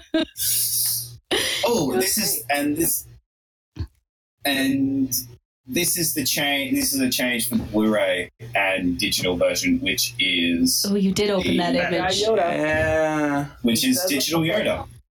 And okay, the puppet looked terrible. It looked terrible. They were. It looked bad because they were trying to make Yoda look younger, and they didn't quite know how to do it. Yeah. Like this, I actually really like that they changed it to digital because it makes more sense. But they never changed Yaddle, or Yoda, whatever her name is. Yeah, let's be fair. I love Yaddle's in like she just sat in one place, and they didn't have to do anything with her. Yeah. Continuity, man. But the turtle guy, he's my favorite. Oh, Yaddle. Okay, sorry. The robot chicken with the turtle guy is one of the greatest things in the world. Yes. Yaddle. Master Yariel Poof. Yaddle, I'm gonna need to borrow $20. Actually, is Plo Koon in this scene because he's my favorite? Yeah, yes. Him and Qui-Gon Jinn have a long relationship with each other. They actually fought in the hyperspace wars together. Yes. If John was in the room, he would be laughing because he's right there. A weird there thing. He is. There he is, like, right next to Mace Windu. Whenever we watch the Clone Wars, you are missing this, Kristen. I am pointing out that he's there, and you don't. I saw him. If I was like, Chris Clark, I'm pretty sure you wouldn't have made a big deal about it. You wouldn't. I always like mention whenever he's on the episodes, and I always make a real big deal about it. And he's just like, "Yep, he's." I didn't know you were married to Dave Filoni. Damn it! Wait, that's Dave Filoni's favorite character. Hey, you know what? It's not John's favorite character, and that's why I make a big deal about it. That's Natalie. Okay, so at this point, that's Natalie Portman, isn't it? Yes. That's Natalie Portman. Not the Kiera of the Nightly. Actually, Jacob, what it is it's Keira Knightley, and they digitally have photoshopped Natalie Portman's face onto her. No, that is the only thing that makes sense. You are correct. Now, George, why are you going to be so extra? This is my thing about this scene, and I love Terrence Stamp, but this is my thing. Now, he says that, like, they call out and they say they want to send someone to go check out the validity of this invasion. Why does Amidala not go and get Qui-Gon and Obi-Wan, the two Jedis who Valorum dispatched to deal with this, for them to say, this invasion is real, guys? That's the one thing where I go, want home? I really do enjoy I love the idea of this scene.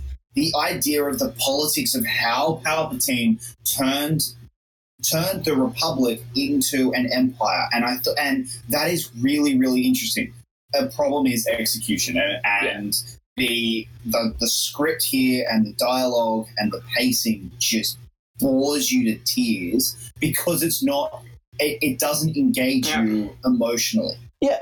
And you know, it's like you said, it's really interesting that we see Palpatine is smart. He did not try to violently take over the Republic. He played to the corruption of the politics to get and you control. already do this. Sorry. See, are you okay there? Do you need some sort of help? See, no, right there. I just need this scene to be over because this is the one scene in the film that does kind of piss me off just because, like James said, because of the execution, because of the dialogue. Mm-hmm. But would it be better if when Queen Amidala got up, Chancellor Valorum went, "Kneel before Valorum"? that might have saved the scene, in all honesty. I love Terrence Stamp. When I got older and I realized that was General Zod, I was like, oh my god. Yeah. He has such a cool voice. Even in this. And Chancellor Valorum. So can anyone just say I have moved for a vote of no confidence in any time they want to? Did we Did we miss E.T.? Oh, there we are. There's there it is. There's E.T. I feel like anyone can say a vote of no confidence. And here's the thing. Here's the thing with that I love is that we see E.T. is there. Now, in the movie E.T., when they're walking around on Halloween, he recognizes Yoda.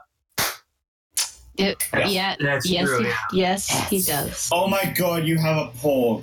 Or no, this is an Ewok. It's an Ewok. Yeah, I was like, oh my, is that a Porg? No, it's an Ewok. I do have a Porg, though. I have to say, I know this is computer effects and everything, but I love this shot. I just love the sunset and Obi-Wan and Qui-Gon, semi-silhouetted. I just really like this shot. No. I'm just gonna surround myself. I don't have any Jar Jar stuff, but let me just surround myself everything that's most hated in the Star Wars universe. So I just need a Jar Jar, and then I'll be pretty good. And a script. Again. I have the script to Phantom Menace, actually. Oh. I have the script to Phantom Menace. Oh, well then can you send it over? No, so it's actually do some edits. It's the illustrated script, so there's storyboards that go with a lot of the scenes. It's really cool.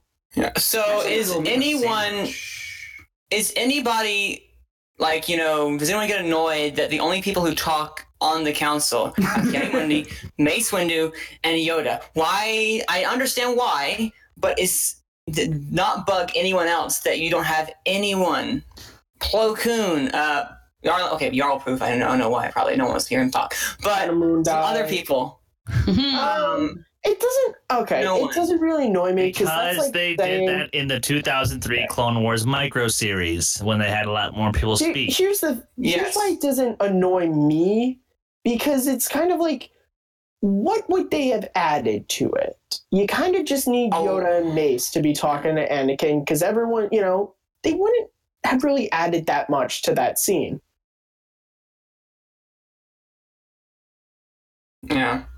But that's why you give some of the lines they had for Mace Windu or Kiadi and Yoda and just kind of give them to another Jedi Master. Oh, I just kind of want Plo Koon to talk. That's really all I want. Okay, that's fair, but remember, this was 1999, and you have Sam Jackson in your movie. Why are you going to give lines away to someone else?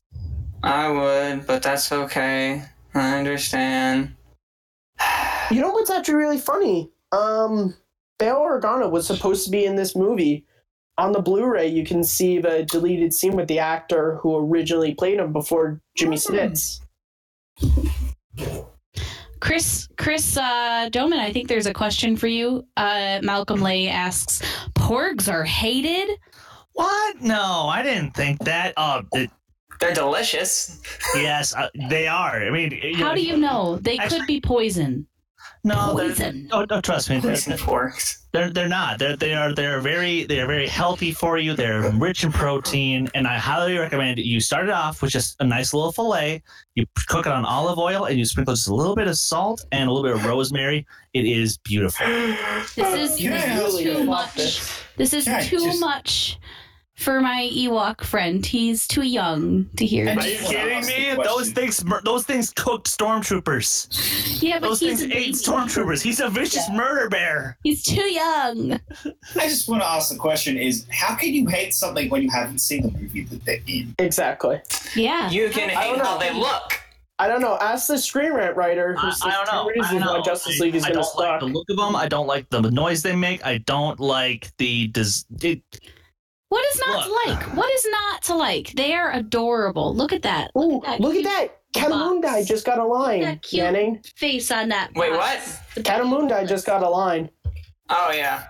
He also had the line, your thoughts dwell on your mother, so... Wait, hold on. Kearns, what's his name? Katamundai. Kiadi-mundi? Katamundai. I've always pronounced it Katamundai. I don't know. Yes. Yeah, that's what I figured. Yes. When it comes to the Jedi Council, Kiadi-mundi is the chairman of the board. Yeah. There's a That's sad. His head also kind of looks like that Pillsbury dough thing. What is the croissant? Or croissant? Dough boy? Like croissant? The croissant. Croissant? The croissant? Oh. The croissant? The croissant. That was the Pillsbury Doughboy. That was their tie-in for Phantom Menace. Was croissants were called croissants in 1999. Oh, God. Croissants? I can see a partnership now with the Clark, I think you just broke me. Yeah, that's accurate. I can't wait to watch this stream and just cringe. Oh, yeah. You're gonna watch this again? Like, I'm having a hard enough time watching it now. Out of the box. Is this better for you, Chris? There's no glare. Wow, he looks so cute. He looks cute and cuddly. Yeah, I know this is a watch along, we're supposed to be talking, but like I'm getting to the point in this movie where I'm like way too interested and I just want to just watch it. It's okay, I'll talk and I'll put my porg in front of my face so it looks like I'm just a porg. I'm just a porg. I'm just Look, I don't think this is the world's worst line. I really don't think this is the world's worst line. What? This line? It's coming. No, it's the midichlorians explanation. Not that. And I will admit, I'm not a fan of the midichlorians myself. Still. Are you not? Well, okay. I was a lot more harsh on it, but then I watched the Clone Wars CG series, and that show actually kind of explained how it actually kind of works with the Force instead of the way Qui-Gon explains it here. Yes, and I think that a lot better as in terms of what we get here. Mm-hmm. Chris, Abe is blackmailing you at the moment. Chris sleeps with a big plushy porg. I have pictures of it. When we reach $300, I will release them on the Take 3 page. There is only 300. Come on, Abe. You know what? No, Abe, challenge accepted, motherfucker. Bring it on. Bring it on. Guys, raise money now. Yeah, we need that money. We need that money. If you guys raise $1,000, he has video of it too. just a heads up, I'm not dressed when oh no. I don't want to see him now. Oh no, it's too much. Where's that graphic Abe gave us in the chat? We need that. We start going high. When I was a kid, and I'm not gonna lie, the last day of school when I was in elementary school, from like first grade to like third grade, every last day of school when I was going on the bus, I would scream, "We're going home!" I did that. I did that in kindergarten myself. So I just. I still really like this hologram effect. I like how it looks. And they tried to recreate it in the action figure. They give him like little hints of blue. Mm-hmm. A Sith here.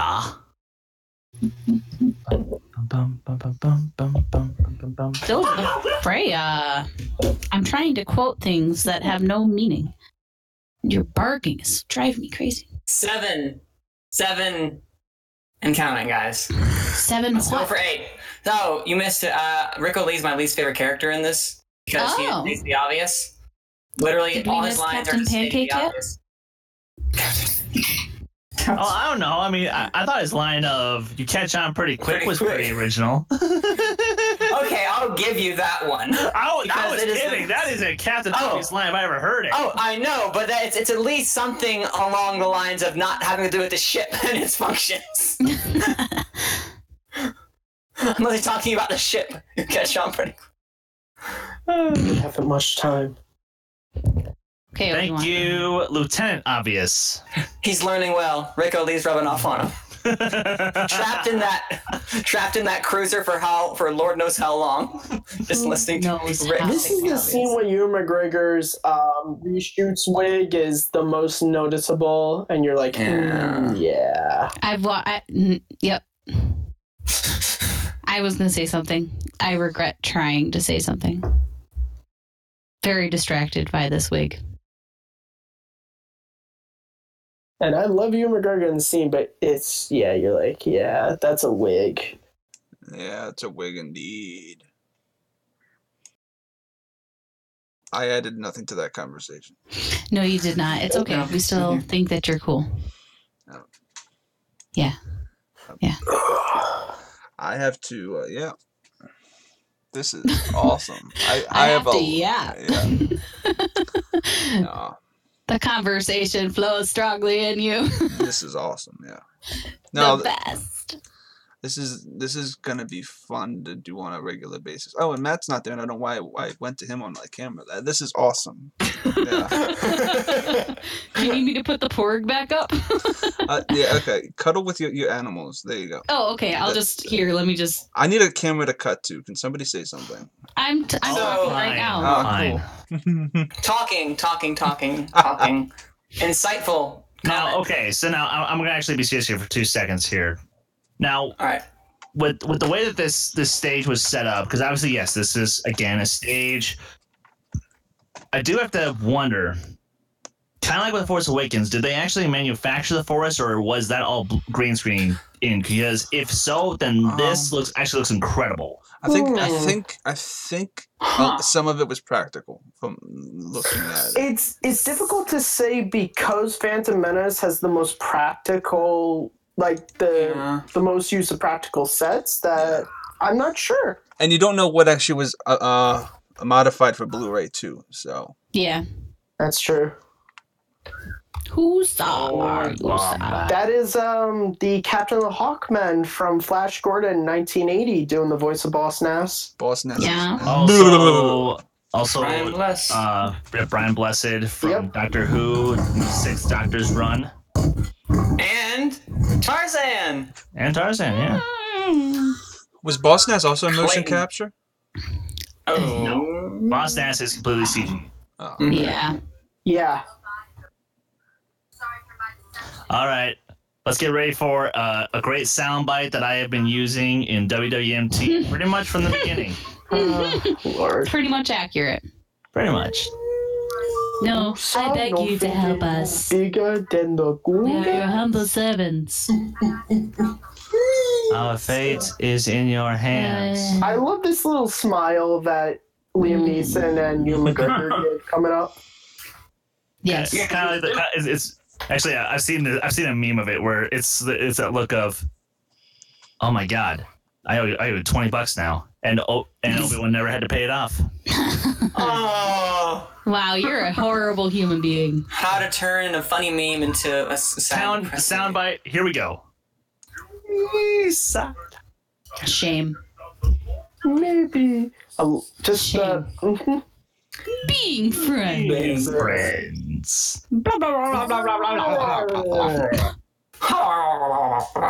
Now, I want to make something perfectly clear here. The camera is still on me. If I really wanted to, I could have been very gross it is? I have expected it to be on me because, it's just been cutting to me randomly for no reason and staying on me for a long time. No, because of my octopusness. Yeah. Well, grow an extra arm. I know. Yes, my master. So, interesting point about Darth Maul. The horns on his head, originally in concept art, they were feathers, but someone mistaked them for horns, which is why he has horns. I'm glad that they're horns and not feathers. Same. Put that out there. Feathers probably would have looked a little silly. Yeah. Jonathan Peck, fun fact number 5. George Lucas originally wanted Tupac Shakur to play Mace Windu. What? I'm not sure of the validity of that. I can't see Mace Windu being. Give me facts. That confirmed this statement because Tupac actually was a huge fan of the original trilogy growing up, and he even asked George if he could be in the next Star Wars films. To which partially is what got George to create the character of Mace Windu for Tupac Shakur. Well, the only No way. No. I can't see anyone else in that role. I can. Morgan Freeman. No. No. Vin Diesel. No. I can't see. Sam Jackson makes that role for me. He does. The code forbids it. I mean, he's the reason why purple lightsabers exist in the Star Wars universe. And that's purple. Perfect. Also, he talked about on the Graham Norton show that the prop lightsaber that he owns, it has that motherfucker written on the side of it. Nice. I like it. Yeah. He'd be back. He'd be back as Mace Windu in a heartbeat if he was asked. He wants to. He's he likes those theories that he's still alive. Yeah. You saw in Celebration, he was like, bring me back. He plays Mace in the Clone Wars movie, right? Yes, he does. Isn't he the only one to actually return? Christopher Lee. Christopher Lee does. And Anthony Daniels is always C-3PO, so... Literally always. Yeah, no one else has ever been for C-3PO. Even in comedy stuff, like Robot Chicken, that's Anthony Daniels. Wait, was he the voice of C-3PO in the original animated Droids series? Yes, he was. Oh, okay. Yeah. He's the same as James Woods in Hades. No one else plays Hades other than James Woods when they do it. He puts his hands up and he's like, I want it. I want to. It's my favorite. It's his favorite role that he's ever played. So he will. So if Kingdom Hearts, the animated stuff, anytime they ever do Hades, the Disney version of Hades, he puts his hand up. It's like, I want to be involved. Same thing with Pat Carroll and Ursula. She's so attached to that. Yep. Even at her age, she's technically retired, but I love that shot. Yeah. Yeah. It's. I mean, this we're coming up to my favorite bit of this movie, which is I know there's 4 battles going on. It's hard to follow, but I love it. It's so cool. I have an issue that there are 4 battles. It's too much. That's fair. It should have really been condensed. You didn't need this to me. You don't need this, but I get why they did it because, there's we wanted, I get why, because they wanted to have this type of battle, but it's not needed for the story they're trying to tell. It's fair. It's fair. But I mean, story-wise, they needed the Gungans to get a majority of the droids away from the palace, or else they would have never been able to make it inside. Yeah, but you can write that. You don't need it to be a battle. You can write that. Find some way to. It's just bad strategy on the Trade Federation's part. Yeah. They're going to meet them out in an open field. Why? Can you have all the fortification of the city? Yeah. Well, because also the Gungans are not part of the Thieves, so they're probably these guys are rising up to fight, so we better go and actually take them out, because there's this army they've completely forgotten about, which is probably their own hubris, which brings them down. I can see that, yeah. Yeah, we'll go with how it works. I mean, is it the right answer? I don't know. It's something it's my own headcanon. Right.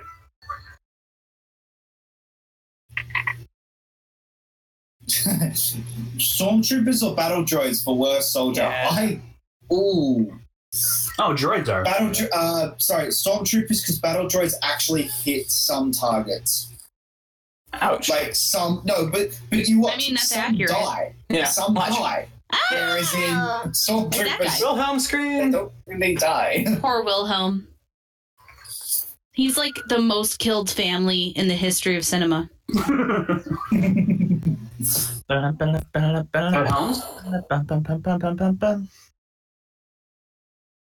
Did I miss any hilarious jokes? Huh? No. No, you missed the Wilhelm scream, but that's it. Yeah, that is pretty important. So, and the question of stormtroopers or battle droids for worst soldier. Right there. I've said that stormtroopers are because battle droids at least hit something. Yeah, I have to give it to stormtroopers because they don't have those guys don't have any proper training. Battle droids at least are programmed. So programmed for destruction. I will give one thing about this. This is pretty stupid for a shield. We have a shield that you can walk through, but you can't shoot through.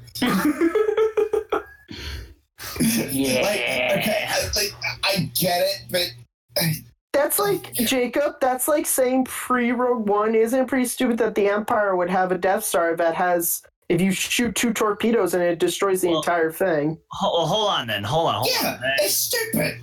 Well, hold on then. So it's Star Wars. It's kind of like in 0 Hour in Rebels, the season 3 finale, when Thrawn is bombarding the crap out of the planet. That's stupid that the rebels, had a shield that the soldiers could still get through there too. So that's stupid as well. Oh, that's true. That's a great point. Look, I'm not criticizing the movie for that. I am just criticizing the Gungans having a shield that people can still walk through. It's a nitpick. Yeah, it's a nitpick. I'm making a joke. That's fine, dude. Well, they at least should have had a better way of taking him out. Like, what you do is go right up next to the shield, so when one comes at a time, take that one out, and then just kind of make it repeat. So they just kind of make a little droid wall or something. And then Jar Jar does Jar Jar things. That should have killed him. Just saying. Yeah, the big boomer should have. It's coming. It's coming. My favorite part of this movie. Hey, this part when Anakin wants to go to space. No. Never been to space. Stay in that. Okay, hey Anakin, stay in the cockpit where you might go to space. Jacob, why don't you just go hide somewhere?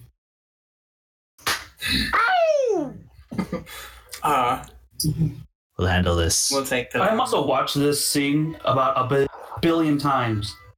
Yeah. This is my next to Luke and Vader in Empire. This is my favorite lightsaber duel. Yeah. I don't care if you're not emotionally involved. It is so amazing. Yeah. And I'm emotionally involved. Okay. Yep. I cried when Qui-Gon died when I was a kid. Wow. See, I'm not gonna. That's the opposite for me. The big problem I have with Qui-Gon's death is I don't care. Yeah, same. And it's the same problem I have with Rogue One, and we will get to Rogue One.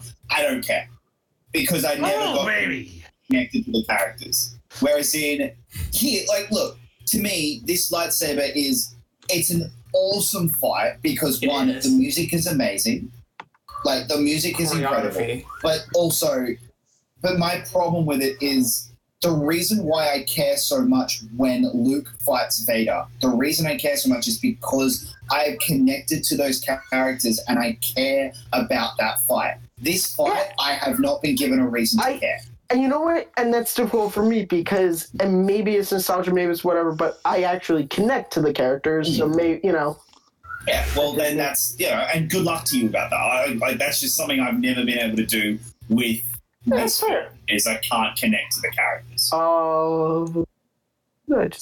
Dun, dun. And this wasn't sped up. Ray Park, Ewan McGregor, and Liam Neeson worked their asses off to be fast.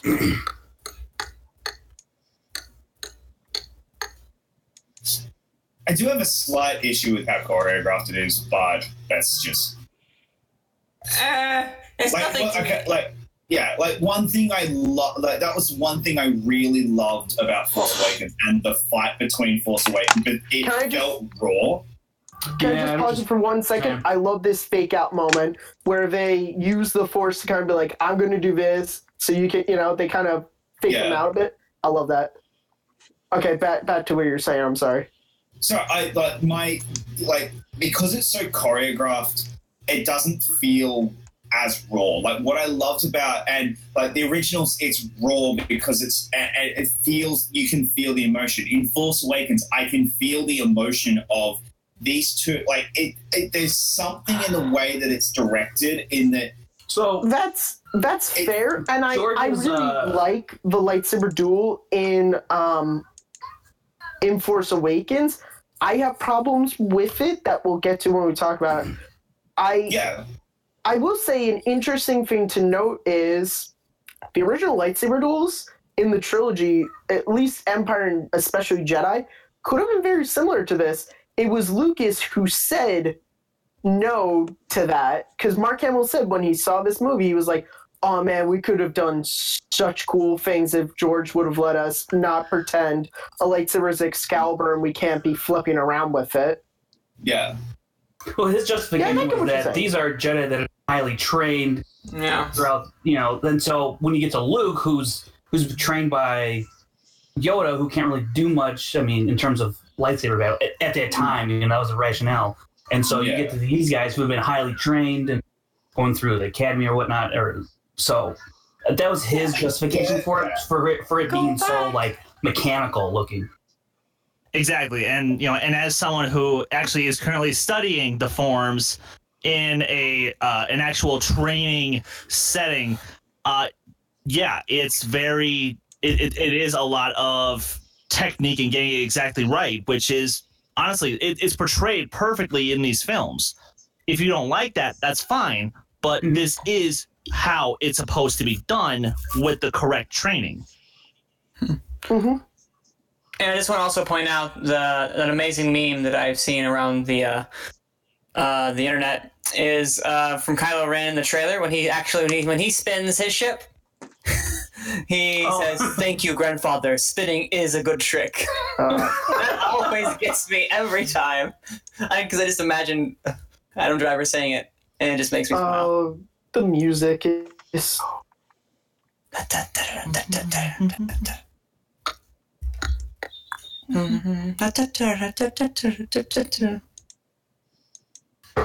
I swear my dog coming always... up, a real stunt double took a huge jump off of the thing for this shot of Obi-Wan coming up. Right here. That was against a really high green screen, and he did a real jump onto one of those air mattresses. Cool. In any case, my dog, I think, memorizes my favorite scenes of every movie and then decides that that's the time that she wants to start asking for dinner. She's very smart. Now, what I will specifically say is that actually one of my favorite lightsaber scenes, or lightsaber moments, we'll say specifically, is once you're down to Maul and Obi-Wan, and they're just in that little circle. That part in particular. Because you know what I like about that is? You see Obi-Wan for a little bit given to the dark side a bit, and you see what happens. He loses. Well, he loses at first. Mm-hmm, he loses. Because he wins when he goes to the dark side. No. He wins when he has the high ground. Yes. And he always wins when even if he doesn't have the high ground, apparently. Also, right here, why doesn't he force run? Okay, that has been debunked. Where if he would have tried force speeding for even for 2 seconds, he would have overshot it and fell in the pit. Come on. That'd be hilarious. Oh man! Because anything regarding the Force can be proven. They make up new rules about the Force every other day. I'm waiting for a quote, guys. That's not how the Force works. Fine, I'll do it myself. That's not how the Force works. I'll do it myself. I'm just too engrossed in this Jar Jar bit right now. I'm sorry. Oh, I'm sorry. We're distracting Frank, guys. Let's everyone, moment of silence to really appreciate this. Yeah, all the boomers. Yep. The big boomers.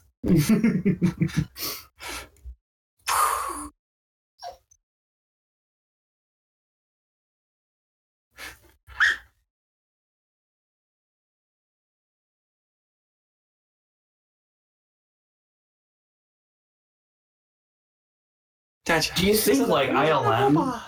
Do you think ILM have intramurals with the Weta Workshop? for like softball and stuff. Because they got to be like going at it. Yeah. Also, I don't know why, but seeing that the AAT swerve and then hit the ground, I don't know. It's always been like it's like something I've always appreciated. I don't know why. It's the little details. There is so much work and time put into this movie from the bottom up, and that's what I really appreciate. That we have a new guest. All right. Yeah. Well. The last time she joined, I got embarrassed, so this should be interesting. Good job. No. All right, so who wants to mention Shimmy first? Wizard. Shimmy Skywalker. I can't pronounce someone's name. Don't worry. He also can't remember someone's name that he should have. Because of where the chat is on the live stream, you can't even see most of Lauren at all. Like this. Like, get real close to Jacob, and then we'll see you. Oh. There we go. Okay. Sort of. You're a fake Aussie, according to We Ed. got half her face. Yeah, like mush your face in there, and then Mush it. or we can move the chat. Fixing it. Perfect. Fixing it. Never mind. You don't need to do that. It's working. It's working. There you go. I will say this part is absolutely perfect because there's no music. Yes. Yep, Yeah. and Obi-Wan just has to watch. But there's This a is slight meant to me. undertone. There's a slight undertone of like kind of like these little voices, Just the looks they give here. Like, yeah, this is the good stuff. Yes. And It's a good reaction. I mean, I said I'm like really excited about it. Okay, hands down, Ewan McGregor gives the best no scream in the entire Star Wars saga. Yes, Oh my God, I will agree. I will agree. And I love Maul's like shitty, like, yeah, you're next. It's like, it's your mind, boy. And Let's start at the right way. And I know everyone makes the joke of force being everything, but you know what? God, you don't get that moment of he's close and he can't help his master. Yeah.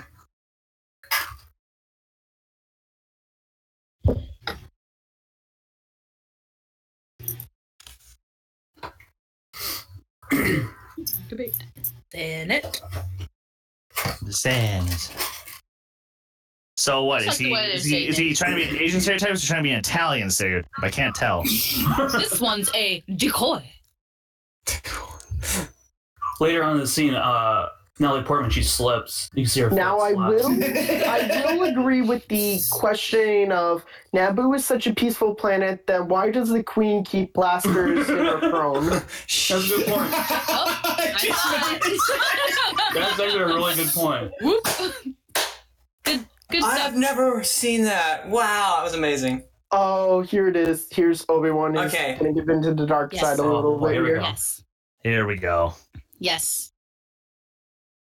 I'm so glad that my dog chose to not be a bitch for like this scene.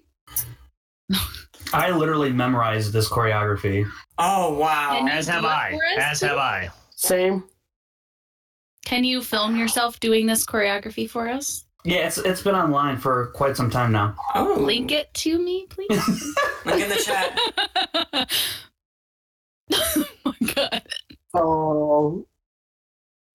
Oh no. So good. It's the best. Right here, this shot. That's full. Like, and now Obi-Wan. And I love now Obi-Wan sees what happens when he gets into the dark side. Yeah. It doesn't end well. Because you're not thinking. It's and again, to go to, give Lucas some credit, all without saying anything. You get that.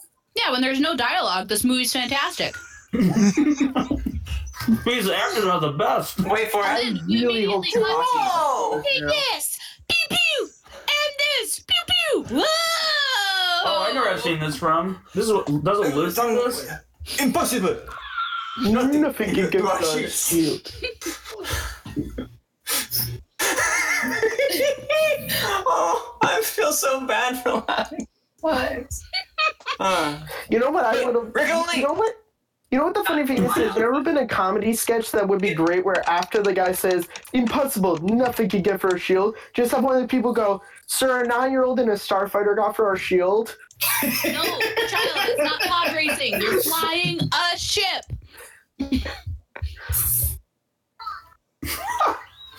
Now this is pod racing. That line, even when I was young enough to enjoy this movie for what, like, without any thought, pissed me off.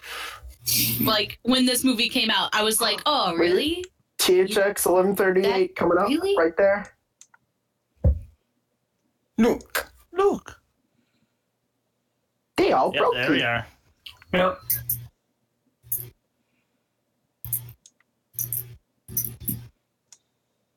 One jump.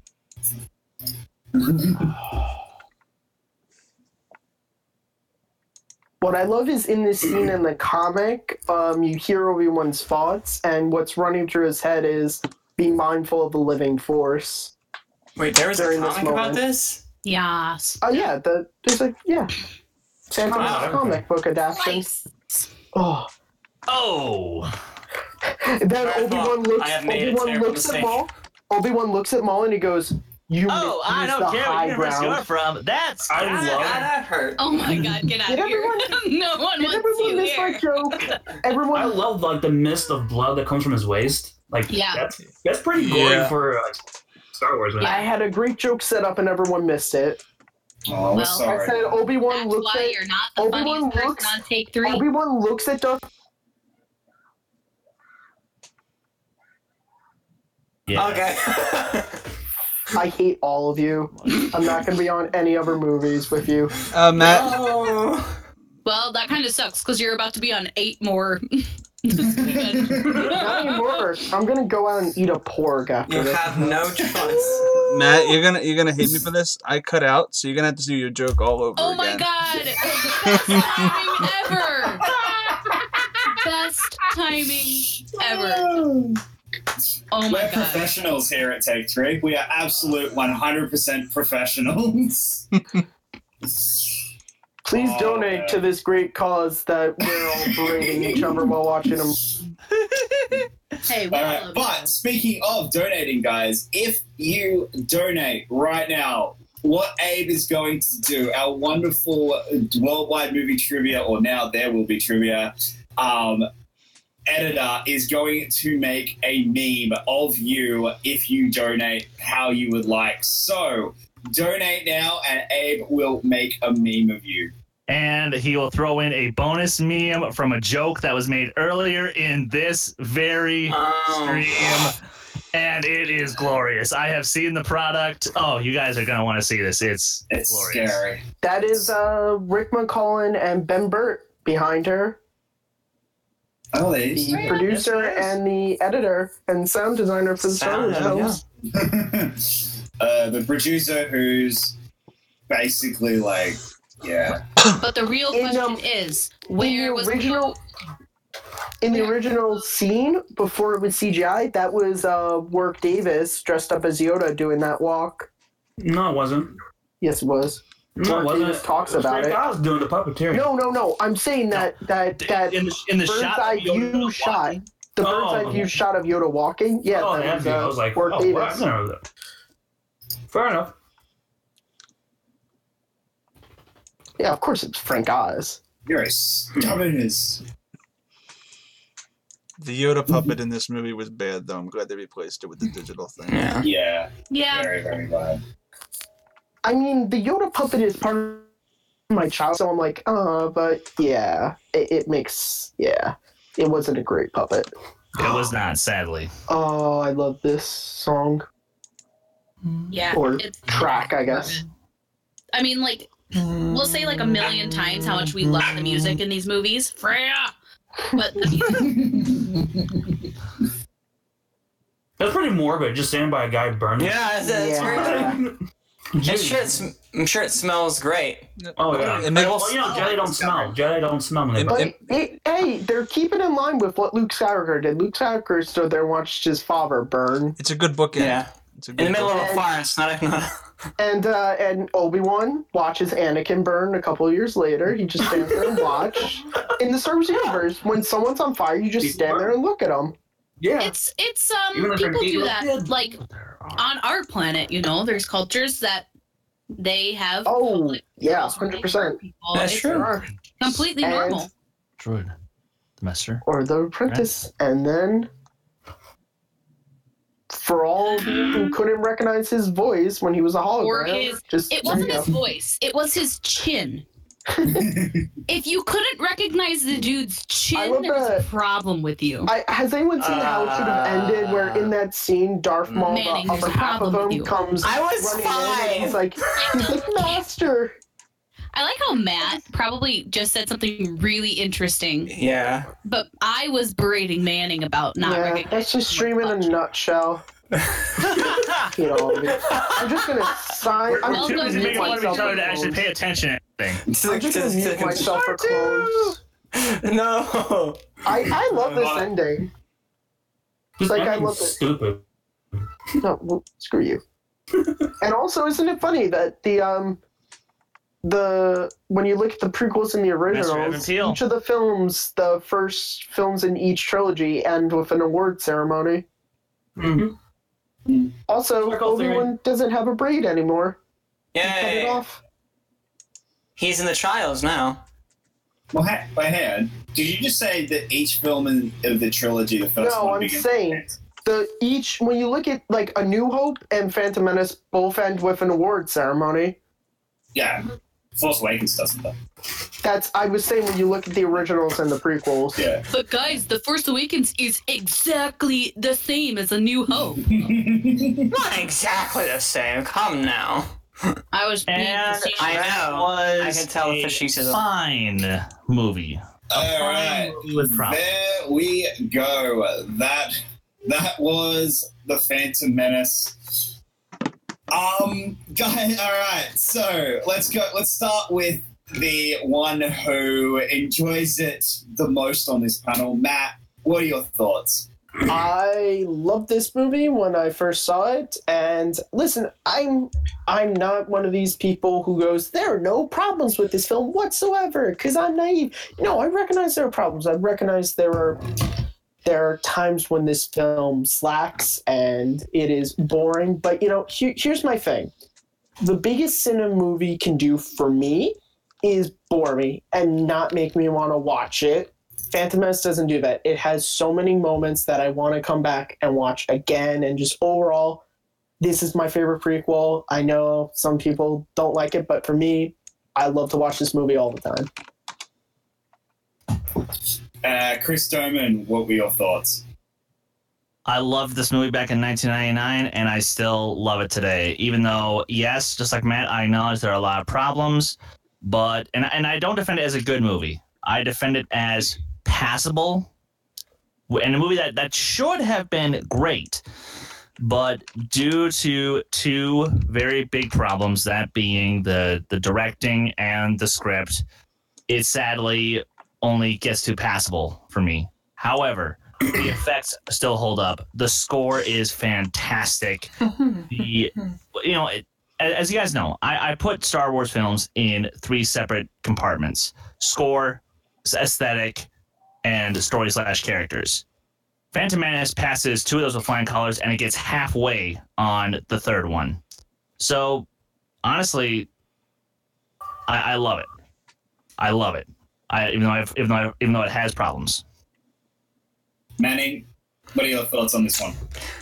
I can't be as positive on it as my 2 previous members of Take 3.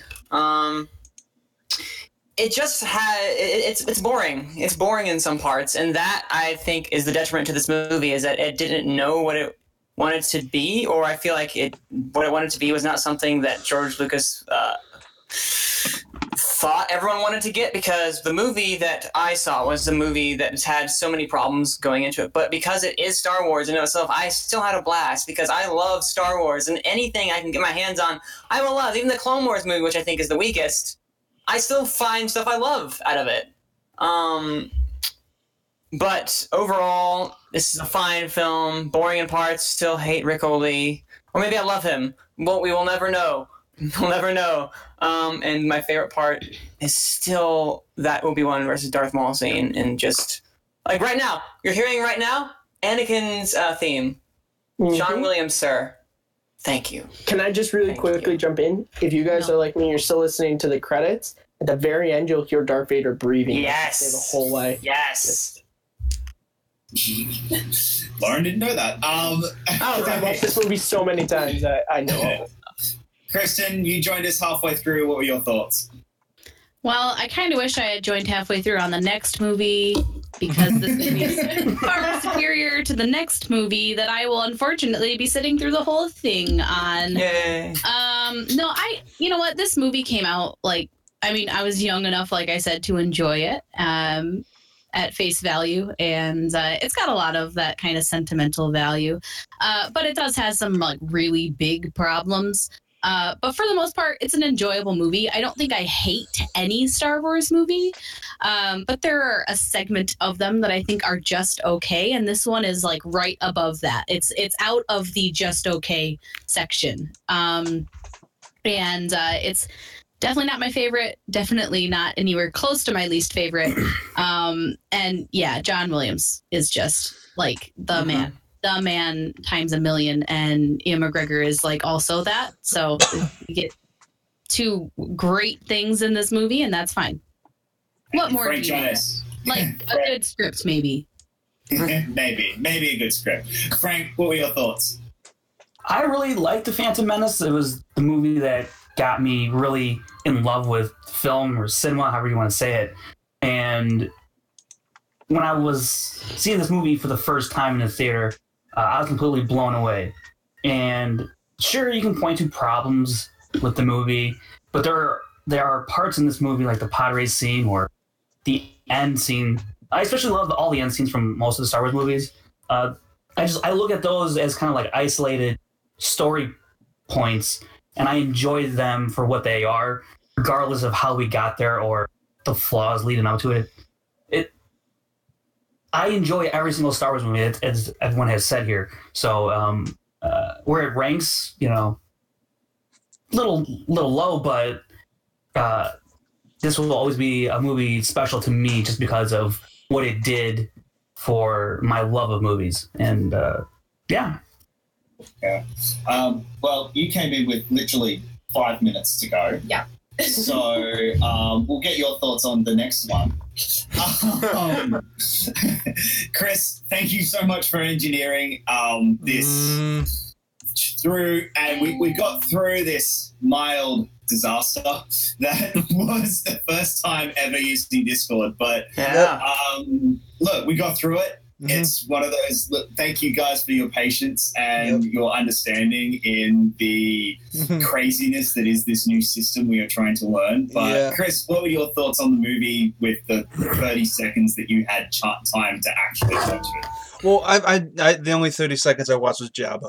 But yeah, the fact of the matter, it is true. And I forgot Jabba alert indeed. But yeah, I love this movie. I don't think there is a flaw. You guys are crazy. I love this movie. It's amazing. I can't wait for Clone Wars. I'm going to be strictly engineering the next one, but Clone Wars is my fan baby. It's my fan baby. But yeah, this one was amazing. This movie was amazing. Being an octopus, I'm getting the hang of it. I am. You probably noticed that I cut out a little bit just because Discord. I'm figuring out the kinks with Discord. Apparently, there's a setting that I need to do. So, bada bing, bada boom. I'm off screen gonna be an octopus once more. But thank you so much for coming, Jacob. Back to you. This time was great and not stressful in the least. I just want to point out real quick to Matt's point about the breathing at the end. If you have captions on, it actually does. So, that's cool. That's cool. I remember when I was a kid and I first was watching the DVD and I saw that and I was like, oh my god. Well, guys, we will be back in half an hour at 8 p.m. Eastern Standard Time for Attack of the Clones. We hope you guys will join us then. I will put up a link on the Facebook group at Take 3 Productions. But, guys, thank you so much for joining us. And please, if you can, there is a link in the description. Go and donate for suicide prevention. We are at $260 so far. And if we can get up to $1,000 by the end of this weekend, I will be so grateful. But guys, until then, we will see you in half an hour for Attack of the Clones. For everyone here on this stream, I'm Jacob Blunden. Take care. For over 1,000 generations, the Jedi Knights were the guardians of peace and justice in the Old Republic. Before the Dark Times. Before the Empire. Feel it. It will guide you. Things you will see. The future. The past. Old friends long gone. The Force will be with you. Always. Through the ages, I've seen evil take many forms. The Sith, the Empire, First Order. The dark side of the Force. Their shadows spreading across the galaxy. You must face them. Fight them. I'm not afraid. You will be.